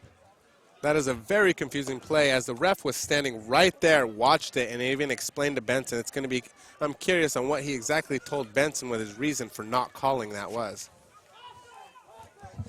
Nonetheless, the ball will be placed, since it was a penalty against the Falcons on a block in the back. It will be placed at the 21-yard line, where they will take over at a 1st down and 10. Remind everyone that the California really should be a first down for the Raiders right now. Unfortunately, it is not, but they do have this set up Cerritos deep in their own territory at the 21-yard line. A stop here is absolutely necessary if the Raiders want to take a lead for the win. Mitchell will be out there in the shotgun position. We have 3 wide receivers all bunched on the far side of the field. Handoff to Holmes on the near side. Brought down, out of bounds at the line of scrimmage, no gain. That was an interesting play call because it seemed like all of their players were on the far sideline where you would expect, the run to go since they have more blockers over there, but they decide to go a misdirection play on the near sideline, and that's why he was taken down for a 1-yard gain. So now that will set up 2nd down and 9, ball at the 22-yard line. Mitchell is under the center, Holmes in the backfield. 3 wide receivers set up once again. Handoff to Holmes, who brings it forward to the 24-yard line for a 2-yard gain. 12 minutes and 35 seconds left in the game. Game's tied 28-28. This 3rd and 8 is huge. These Raiders, the Raiders audience needs to start getting loud and start shouting a little bit. They need to get this team riled up themselves. Normally, Hightower, their nickel package corner, is on the sidelines keeping everybody's morale up. He is starting today as a corner. Can't spend as much time on the sidelines keeping everybody else's morale. We need somebody else to do this for this team today, as they are tied 28-28 in a rut. Mitchell dropping back to pass, and he is almost brought down. A spin move, but brought down finally by James Perriman. The duo took care of it. That was Jordan Flack, who first got him tangled up, had him almost held up for a second, and allowed Perriman to get right behind him and jump on it. Perriman, slow to get up and limping off the field right now. We'll see exactly if he's going to be able to make it back in, as he's very gingerly stepping on that one ankle. And what did we mention? In the pregame show, we mentioned how big of an option Jordan Flack is, even if he doesn't get the sack, just letting other players get the sack. And as we saw in the first half, he had a strip sack, and now he let James Perriman get the sack by all the offensive linemen caring about him. Exactly. It's a short punt. Almost looked like it was blocked, but it was not. This is going to be great. And, of course, number 7 touches it right in front of the referee, and the referee doesn't call the ball. That's okay, not a problem at all. The Raiders are still going to have great positioning at their own 40-yard line, about the 50-yard line. Nice position to start this ball for Cato Brown. Just around 11 minutes left in this 4th quarter of action. 1st down and 10, ball at the 40-yard line. We're going to see Isaiah Johnson, number 23, back out on the field. And we will see almost a fullback coming in. He's listed as tight end, but usually used as a fullback, number 36, Jerry Rodriguez. One lone wide receiver on the far side of the field, Ryan Wilmore. Handoff. We see it, Isaiah Johnson pushing the ball forward to the 45-yard line. And here we go. And as we just heard from the PA announcer, he said the workhorse, Isaiah Johnson. The workhorse, Isaiah Johnson, and that's exactly what he does for this team. This is the Raiders' opportunity now with just under 11 minutes to go to punch one in to give themselves a lead again and possibly hold it for the rest of the 4th. Brown is in the shotgun position, 2nd down and 5 at the 45-yard line. Handoff to Isaiah Johnson, breaking a tackle, just carrying 2 defenders. Literally carrying 2 defenders over 10 yards. He had one held up on him and the other one tagged on his other side, and he dragged both of them down the field for a great run. Yes, ladies and gentlemen, just like Nathan was saying, when we mention carrying defenders, we actually mean the defenders basically have their feet off of the ground, and Isaiah Johnson is literally carrying them. Cato Brown hands it off to Johnson. Johnson going near sideline, flag on the field. Holding penalty looks like it's going to be. It's all right. Juice didn't really get a lot going on that one. He's going to be using them the next one. I'm sure of it. He uses every opportunity he has to make the best of it. And yes, I think you are right. It will be another holding penalty against the Moorpark Raiders. You see, I am not on the Raiders side. I see our holding calls as well. So when I call a holding call, it's because I saw a holding call. And there's been a lot missed on the other side today. Yes, there has. From the spot So unfortunately, it will be a big first down. It will be actually a first down and 19 at the 42-yard line. Brown is in the shotgun position. It looked like encroachment penalty should have been called. Brandon Knott trying to fit it in there. Looked like they're going to get the encroachment call. The flag was thrown immediately, as was very obvious. There we go. Make this a more manageable 1st and 16. Yeah, they just had 3 straight first down. I mean, the penalties. First plays. Yeah. Penalty resulting plays. Now it'll be a first down and 14. Ball at the 37-yard line. Brown is in shotgun. Johnson in the backfield. We have Covey, Schmitz, and we also have E-Man on the far side. Fake handoff. Great fake handoff by Cato Brown because Ray Thomas just got substituted in the game for Isaiah Johnson, but Ray Thomas just got lit up when he was right about to hand the ball off. So great decision by Brown to be able to take it. That's where that option play comes so in handy with Cato. Cato is the one who has 99% of the control of that ball up until the very last moment, and that's exactly what it did. He essentially had given the ball to Ray Thomas, watched him get swallowed, and was able to pull that ball back out of his gut, and to try and keep it up himself, was able to turn it into less of a loss than he would have had with the first tackle. 2nd down and 15. Cato trying to make something happen out of nothing. Makes one defender miss. Tries to get some blockers in front and cuts right back to the right side of the field. He goes to the far sideline. Has one more defender to beat. Trying to go for the first down and stopped just shy of the first down marker at the 25-yard line. Incredible play. It seemed like he was going to get sacked about 5 times in that play, but able to make it into a big game. You know, growing up playing football, the number one thing they tell you fundamentally is run north and south. I need you running downhill. Don't run east and west. Cato has the ability to do both.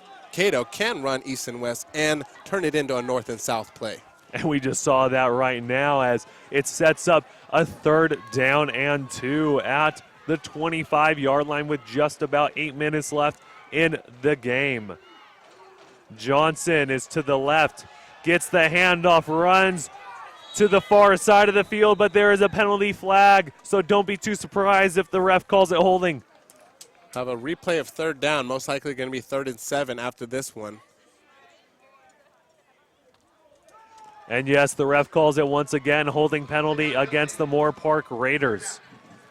Replay of 3rd down, now 3rd and 7. Unfortunately, in this game and most of the season, 3rd and 12.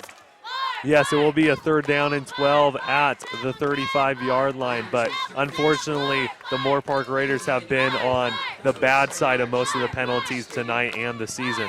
Yeah, a lot of holding penalties for the Raiders. You know they're going to get being drilled, whether they win or lose this game in practice this week, about holding. Brown goes back to pass. Tries to juke around a defender, but is brought down right around the 35-yard line, around the line of scrimmage. Moments from looking at being on a first down in the red zone, now looking to be punting the ball from their own 40, or from the, Cerritos 40, just past the 50-yard down marker.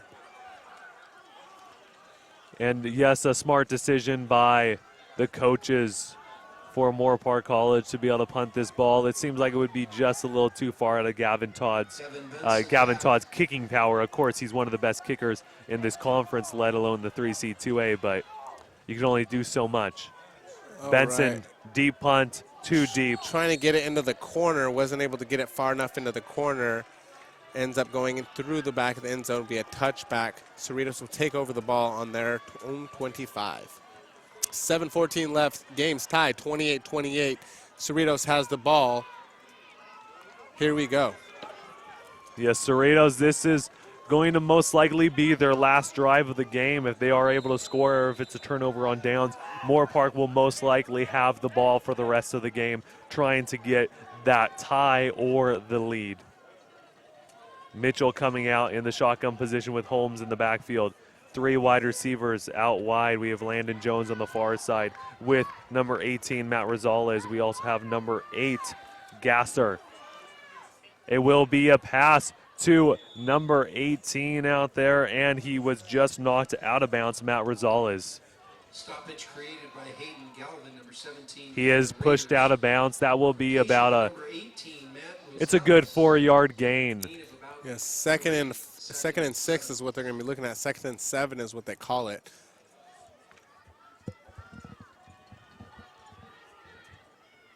Mitchell in shotgun once again, and he has his main man next to him. That's Holmes. And yes, it is a 2nd down and 7 ball at the 24-yard line. Quarterback keeper trying to make something happen, but it's only about a 2-yard gain, so it'll bring up 3rd down as we have an injured Raider on the field. And yes, it looks like he is reaching for his knee. So I believe it might be Jesse Landman down there, number 54. I believe it is. Jesse was having some issues earlier with his ankle. It's hard to tell whether it's knee or his ankle, and she is tending to his knee right now. We'll see exactly what it is. Hopefully it's nothing too serious as he lays there, our once overtime saving linebacker. Since there is an injured player on the field, we would like to thank a few of our sponsors that continue to support us tonight. It's Boost Mobile, great devices for the right price. UCLA Health, it begins with you. Luminary Photo, photos today, memories forever. Firehouse Subs, the hero of all subs. And finally, the California National Guard, what it takes, mind, body, and grit.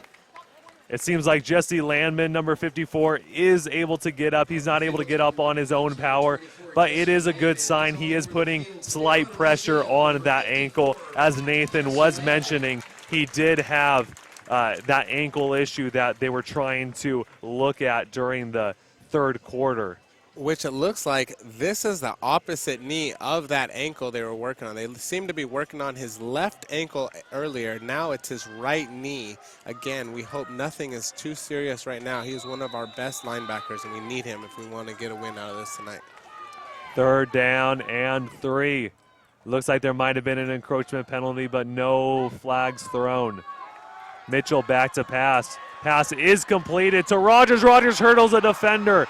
Tries to break a tackle down around the 50-yard line. Excuse me, that was actually a 3rd down and 4. And again, this is a hurdling game as their guy hopped right over our Raider and was able to make a 1st down out of that. The Cerritos sidelines erupts as that guy, he hurdled the player on their side right there in front of him. It's going to be a 1st down and 10. Ball at the 47-yard line. Mitchell in the shotgun position. Handoff to Holmes. Holmes tries to fit through a hole, can't fit through the hole, and Martin brings him down. Was really lit up on that one. Marcus Johnson came in at the end and gave it to him, making sure he wasn't getting another yard out of that run.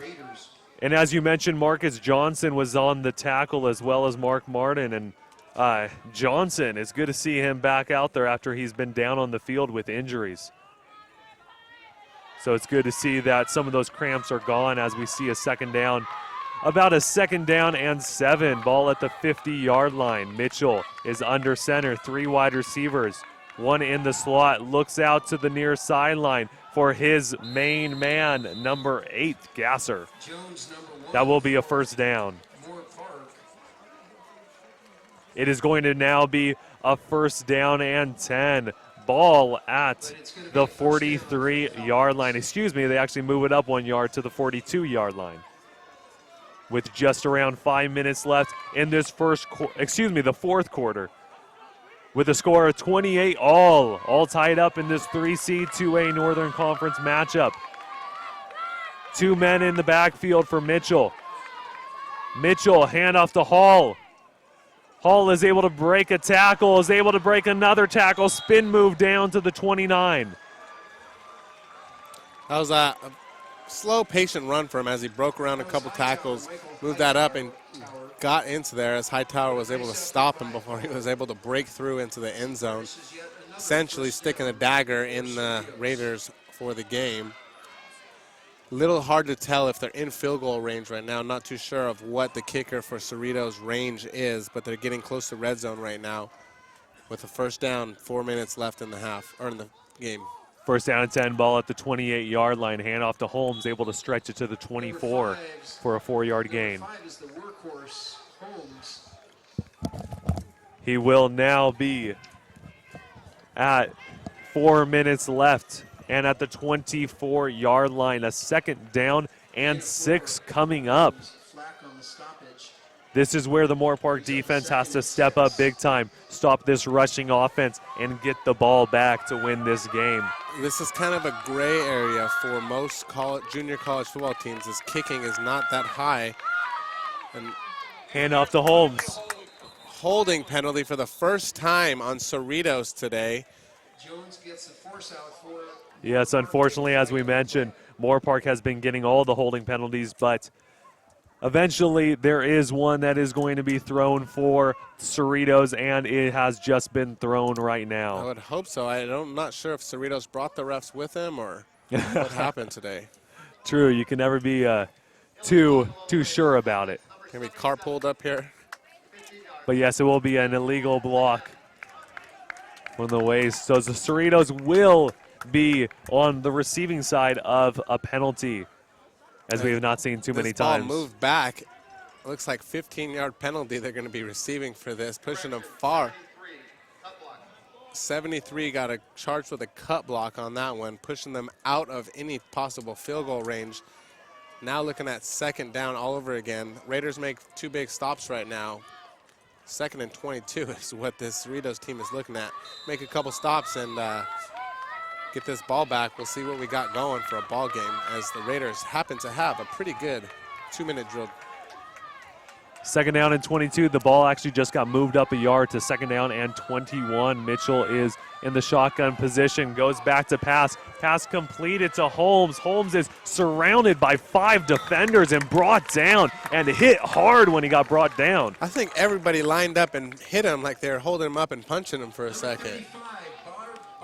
They were definitely ready for that tackle, Again, the Raiders Bobby were. Farrer, when we were talking about him being so strong, was able to lay it in there.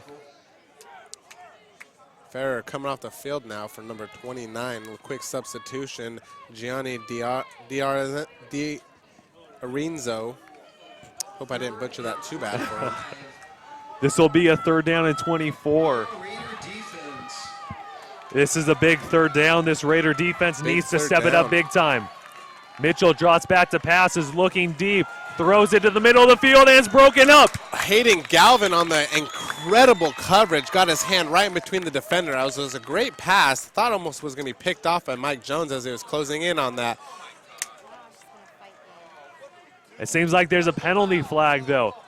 A personal foul, roughing the passer on the defense. Well, they just threw that away. They got a roughing the passer call, moving this ball up and giving them a first down. And this is crunch time. Just 2 minutes, 30 seconds left in the game.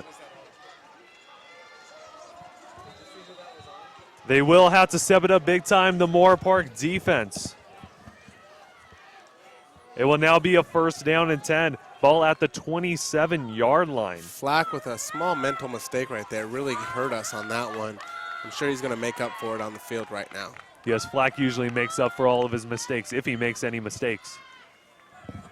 Mitchell is in the shotgun position, still 3 wide receivers, and, 2 men in the backfield. Holmes gets the handoff, passes the 25, passes the 20, tries to stretch towards the 15, but stopped just shy of the 15 at the 16-yard line. A big play from Holmes. It seems like it will be a first down. And yes, the refs are signaling for a first down call, so they will be deep in the red zone. 1 second ago, it was 3rd and 22. All of a sudden, it's 1st and 10 on the 15-yard line in the red zone for Cerritos with only 2 minutes left in the game. First down and 10, ball at the 16-yard line. Mitchell is in the shotgun position. Holmes in the backfield, man in motion. Fake handoff to Holmes. Goes back to pass, looks for the end zone. Nobody is there. He actually just throws it away. It seems like he did have a man in the end zone, but he did not look for him. Yeah, I kind of ran out of room on that one, just kind of threw it away before we had to take a loss. There will be 1 minute 48 seconds left in the game. Score still standing 28-all. The defense needs to make a big stand right here, start pushing this ball back if they want a chance to prevent a field goal or a touchdown. 2nd down and 10 at the 16-yard line. Mitchell still underneath the center with 3 wide receivers, 2 spread out on the far side of the field. And there's a fumble, it seems like. Raiders have taken over the ball. Raiders ball at the 15-yard line. It looks like Jordan Flack was in there, and we talked about him making up for his mistakes already, and Jordan Flack walking off the field, happy as one gets. Raiders ball, 15-yard line. They have a chance to win this game. There are not many mistakes that Jordan Flack makes, but when he does make a mistake, or at least a projected mistake, he is able to make up for it as he did right now. It seemed like there was a muff snap, as we have seen in this game from them in the first half. A muff snap leads to a fumble that leads to a Jordan Flack fumble recovery. Moorpark football. Here we go. We talked about this Raiders 2-minute drill. We will get a chance to see it right now as College Cato takes it on to win this game. Cato dropping back to pass, but he hands it off to Isaiah Johnson, who breaks a tackle with the Heisman move. Who can stop Isaiah Johnson? He got met at the 27-yard line by another defender and trucked past him. And I don't know if you guys at home caught it, but his stiff arm move, it almost looked like that Heisman position, as we've seen Lamar Jackson from Louisville Cardinals. He did that move earlier on in the season, and now we see Isaiah Johnson. If he was Division I football, he would definitely be in the position for winning a Heisman and getting invited to New York. Very Leonard Fournette, if you ask me. Yes, Leonard Fournette is a big running back, as we mentioned, from LSU. Big game tonight coming up later on. Leonard Fournette has already won that game, if you weren't sure, but just letting you know. Yes, especially with the way that he runs. There's 1 minute, 36 seconds left in the fourth quarter. The clock has stopped because there was an injury on the field. It will lead to a first down. A 1st down and 10 at the 29-yard line. Cato Brown is in shotgun, Johnson in the backfield. We have Emmanuel Osochukwu on the far side, Corbin Covey, Cade Schmitz, and Ryan Wilmore on the near sideline. Brown he actually did hand it off to Isaiah Johnson. It looked like there was too many people in front of Johnson to be able to get anything out of it, so I thought that he would take it back and pass the football. No. Very confusing as to why the Raiders are still running the ball. Minute is running. Looks like they want to take this game into overtime for some reason. I think you got to try and put this away while you still can. Minute is at the mark exactly as it continues. The clock are burned down. 2nd down and 12. Cato trying to make something happen. There is a penalty flag on the play. Don't be too surprised if it's called holding. There should be another penalty flag for roughing the passer, as Cato was just tackled about 5 minutes after he threw the football. It seemed far too long to be even getting near the quarterback after he released that ball. I hope that the penalty flag is against the Falcons, but of course it's most likely going to be against the Moorpark Raiders. We'll see what we get stuck with here as the refs discuss what's going on. Kind of confusing why they're looking over at a coach on the opposing sidelines for what happened. Just under 1 minute left in the game. 28-all, the score still stands. But yes, very confusing why they would not call a roughing the passer penalty. Hopefully, as we mentioned, hopefully that is the penalty that they do call. But no, they do call holding against the offense. Yeah, it's going to be coming back even though Cato was handled after he'd released the ball. There will be a penalty against assistant coach from the Falcons, though. So the penalty against the Raiders gets knocked off. They move 5 yards up even more.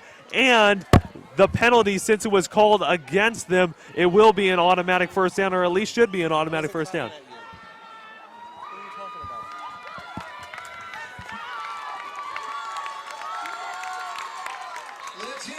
There will be a first down and 10. Ball at the 32-yard line. 46 seconds left in the game. Cato Brown, pass completed. Isaiah Johnson, first down, Looks like past the 50. Ray Thomas was the recipient on that one instead of Cato. He was Excuse me, able to Ray make Thomas. it up. It should be a late hit against the Falcons because Corbin Covey went flying into the sideline. So it should be a little bit of unsportsmanlike conduct penalty. There were penalty flags thrown on the far side of the field.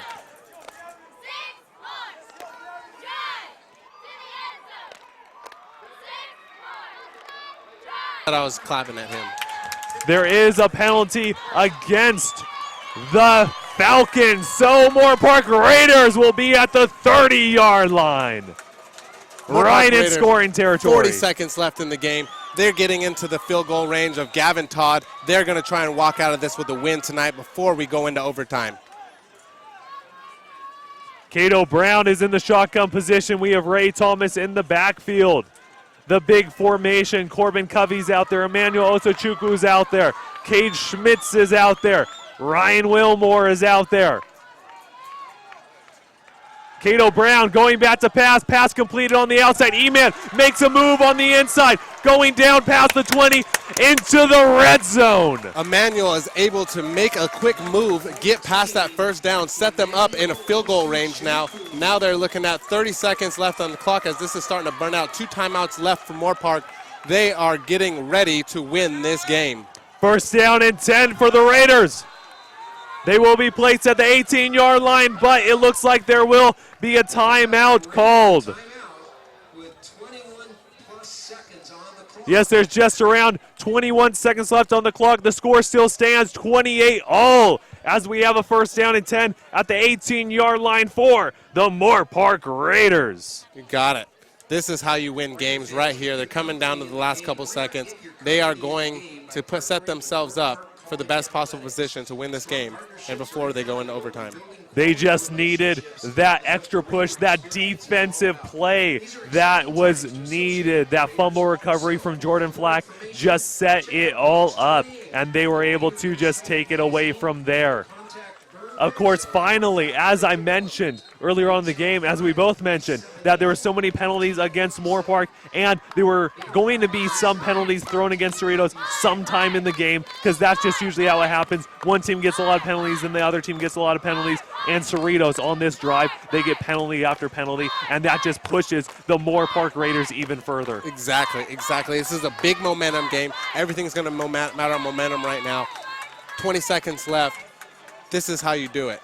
First down, 10, ball at the 18-yard line. Brown in shotgun, Johnson in the backfield, E-Man and Schmitz on the far side. Handoff to Johnson, penalty flag on the field though. So it will most likely be against the Raiders as we've seen tonight. Corbin Covey and Ryan Wilmore were also on the near side, and it will be a holding penalty against the Raiders. I don't know why there have been so many holding penalties against the Raiders in this game. Well, don't forget, the Raiders are only working with 5 linemen right now. They have not been the greatest for the entire season on penalties. Raiders are one of the most penalized teams in the conference. It's kind of what they have to work with, you know. They're going to work with what they got. They're going to try and get down in the end zone. They're going to try and win this. 10 seconds left. Isaiah Johnson gets the handoff. He pushes through, goes on the left side of the field. He has a blocker in front of him. He is going all the way, and he follows the ball. But it's touchdown, Raiders. Ryan Wilmore picks up the fumble. 1 second left. Raiders.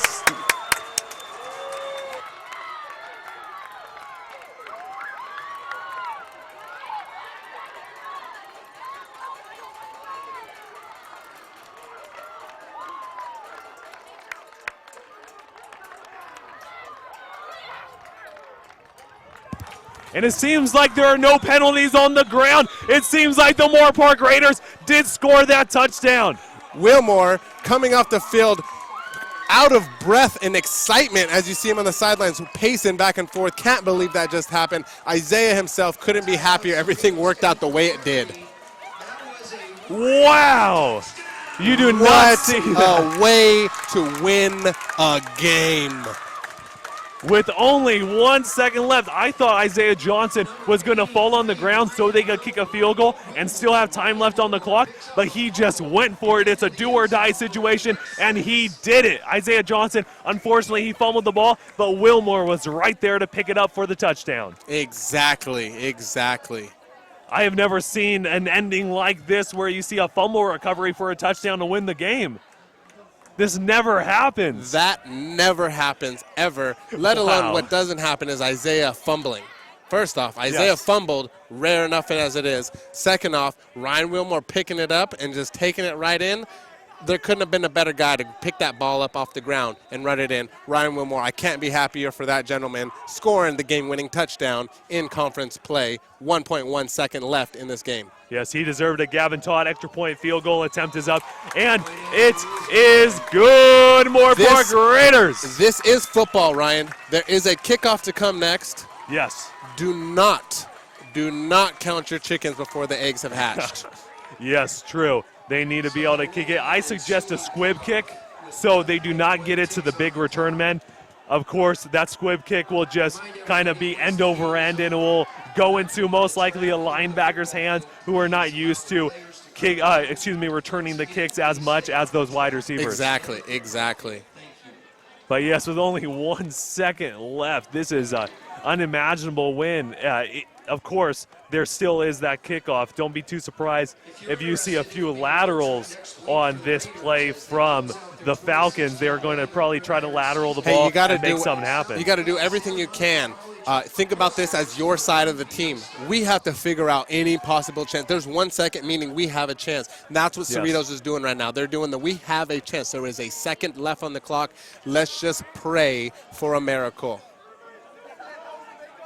Back to receive the kick is number 5, Keyshawn Holmes, and number 21, Jonathan McKee. It seems like they are a little further up because they are expecting the squib kick. If Gavin Todd could just leg this one out deep into the end zone even further by the track, then that would also be good if they do not elect to go squib kick. But they do squib it. Squib it. The ball is recepted. Again, what you said, it was a bad toss backwards. Back again.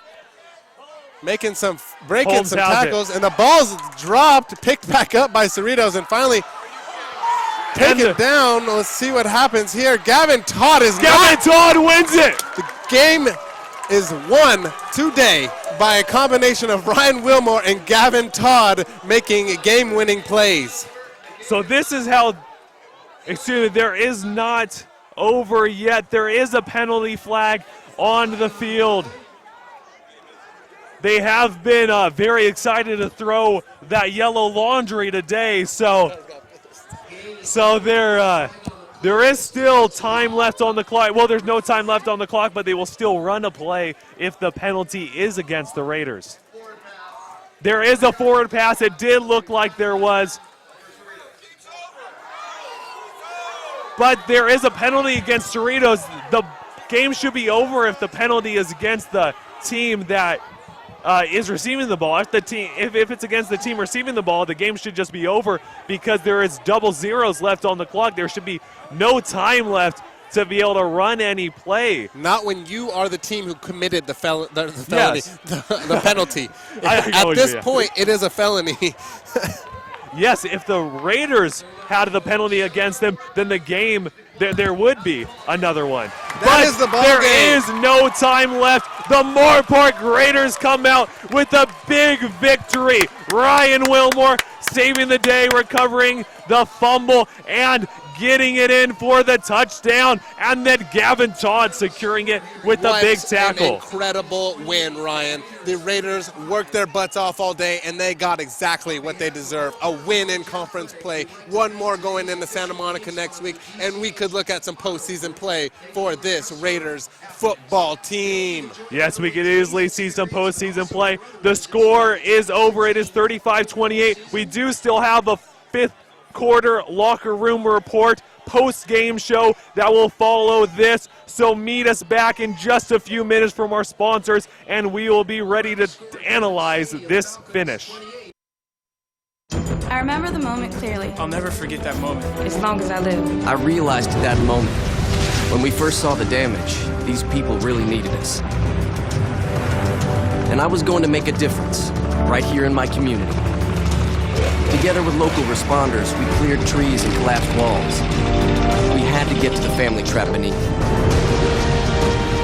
As a citizen soldier, I made a difference. Be there for your community at NationalGuard.com. A firefighter's duty.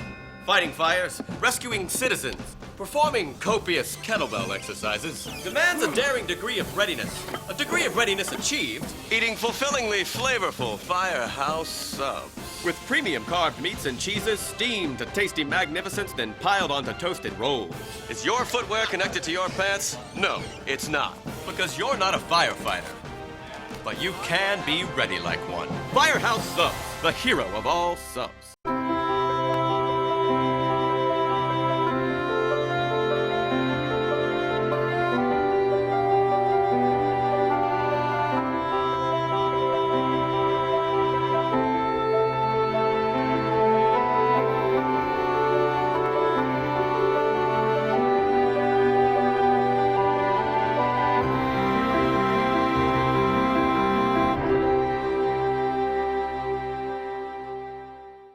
Let us celebrate innovations that propel our species forward. The crescent wrench, the chainsaw, the labradoodle, and steam. Steam harnessed to liberate the flavor of premium carved turkey and cheddar cheese before a culinary coronation of peppercorn ranch and pepper bacon. Give a man meat, and he can make you a sandwich. Teach a man to use a steamer, and he can make you a sub fit for a firefighter. Firehouse Subs, the hero of all subs.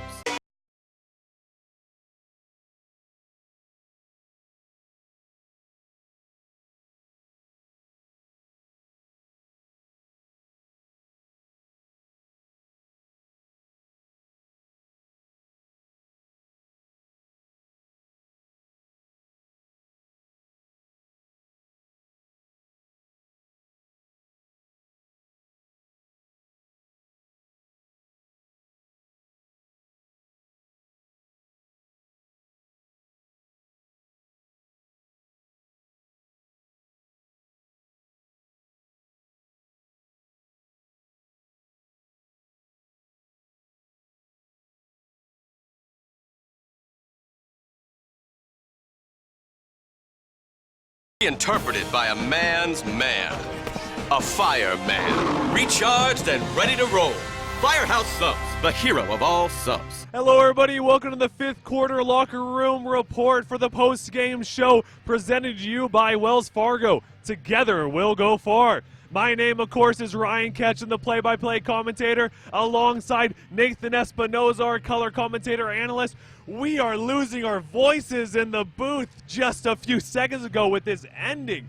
What about that Isaiah Johnson fumbling the ball, but Ryan Wilmore coming up for that big fumble recovery? Every one of these boys out here today had an incredible part in the win tonight. This win was won with 1.1 seconds left in the game. Incredible events that just occurrence. I'm lost of words right now. This ball fumbled, picked up, scored. No time for anybody to do anything. Game one. That's enough said. These boys played their hearts out tonight. You can't say enough about our workhorse, Isaiah Johnson. Hayden Galvin saved us multiple times today. Ryan Wilmore, the ultimate savior. You cannot say enough about Gavin Todd saving that tackle at the end. I've seen Gavin Todd, our kicker, on 2 tackles today. Incredible feat by all of our players. Not one player was leaving today without putting their entire body on the line. Yes, and Jordan Flack, he made a little bit of mistake. Roughing the passer penalty was called on him for a 15-yard penalty. But as you mentioned in the broadcast, he came back and he made something out of it. He always made up for his mistake coming up with that big fumble recovery and 2 big fumble recoveries to basically win the game for us. What's that about? Hey, you know what? Flack had a heck of a game. He played almost every single snap. It looked like he was out there. Between him and Perriman, it looked like they were unstoppable. They had a great run offense for the other side. They had Holmes really running all over the field today. Even with his fantastic game, I would not be surprised if he's at 900 yards on the season now. Yes. We were able to fight through this one by a 1-score win, even though it's a touchdown win. 7 points make it seem like a lot. That is literally like winning 101 to 100 in the NBA right now is what just happened. Yep. So, other than that, these Moorpark Raiders have a great confidence going into next week. They're going to be playing Santa Monica on the road. They have won one more conference game. They're now 2-2 in conference play. Winning one more may possibly set them up for some postseason play and 3C2A football. Yes, and as you mentioned, Gavin Todd with that big tackle, he almost reminded me of that Penn State kicker. The Penn State kicker, he's about 265 pounds. Of course, Gavin Todd's a little leaner than that. Little but leaner. Getting those tackles and chasing down those receivers, it's just crazy. I'm just going to go and throw this out here. First time I've ever worn these lucky socks. I'm also going to wear these on next Saturday. Well, hopefully this luck carries us into next week. Until then, this is the end of the Mike Stewart 5th quarter locker room report. Thank you guys all again for watching us today. It was an incredible game. We hope to see you guys tuned in next week. Yes, and we want to thank all of our team right here, of course, myself, Ryan Ketchum, and Nathan Espinoza. Emery Johnson was actually out of the game this week, but this cannot happen without our production crew. Our production crew includes Matthew De La Rosa. He is one of our cameramen tonight. Nicolette Karszewski. She is our technical director. Cody Atkins, floor manager. She has been great tonight. Kimberly Gonzalez, also on camera. Elise Bianchi, who was also on camera. Michael Grimes, he is our event supervisor. And Tien, our lead technician. Thank you very much, everybody, for tuning in to Moorpark College Football, and we'll see you next time. Go Raiders!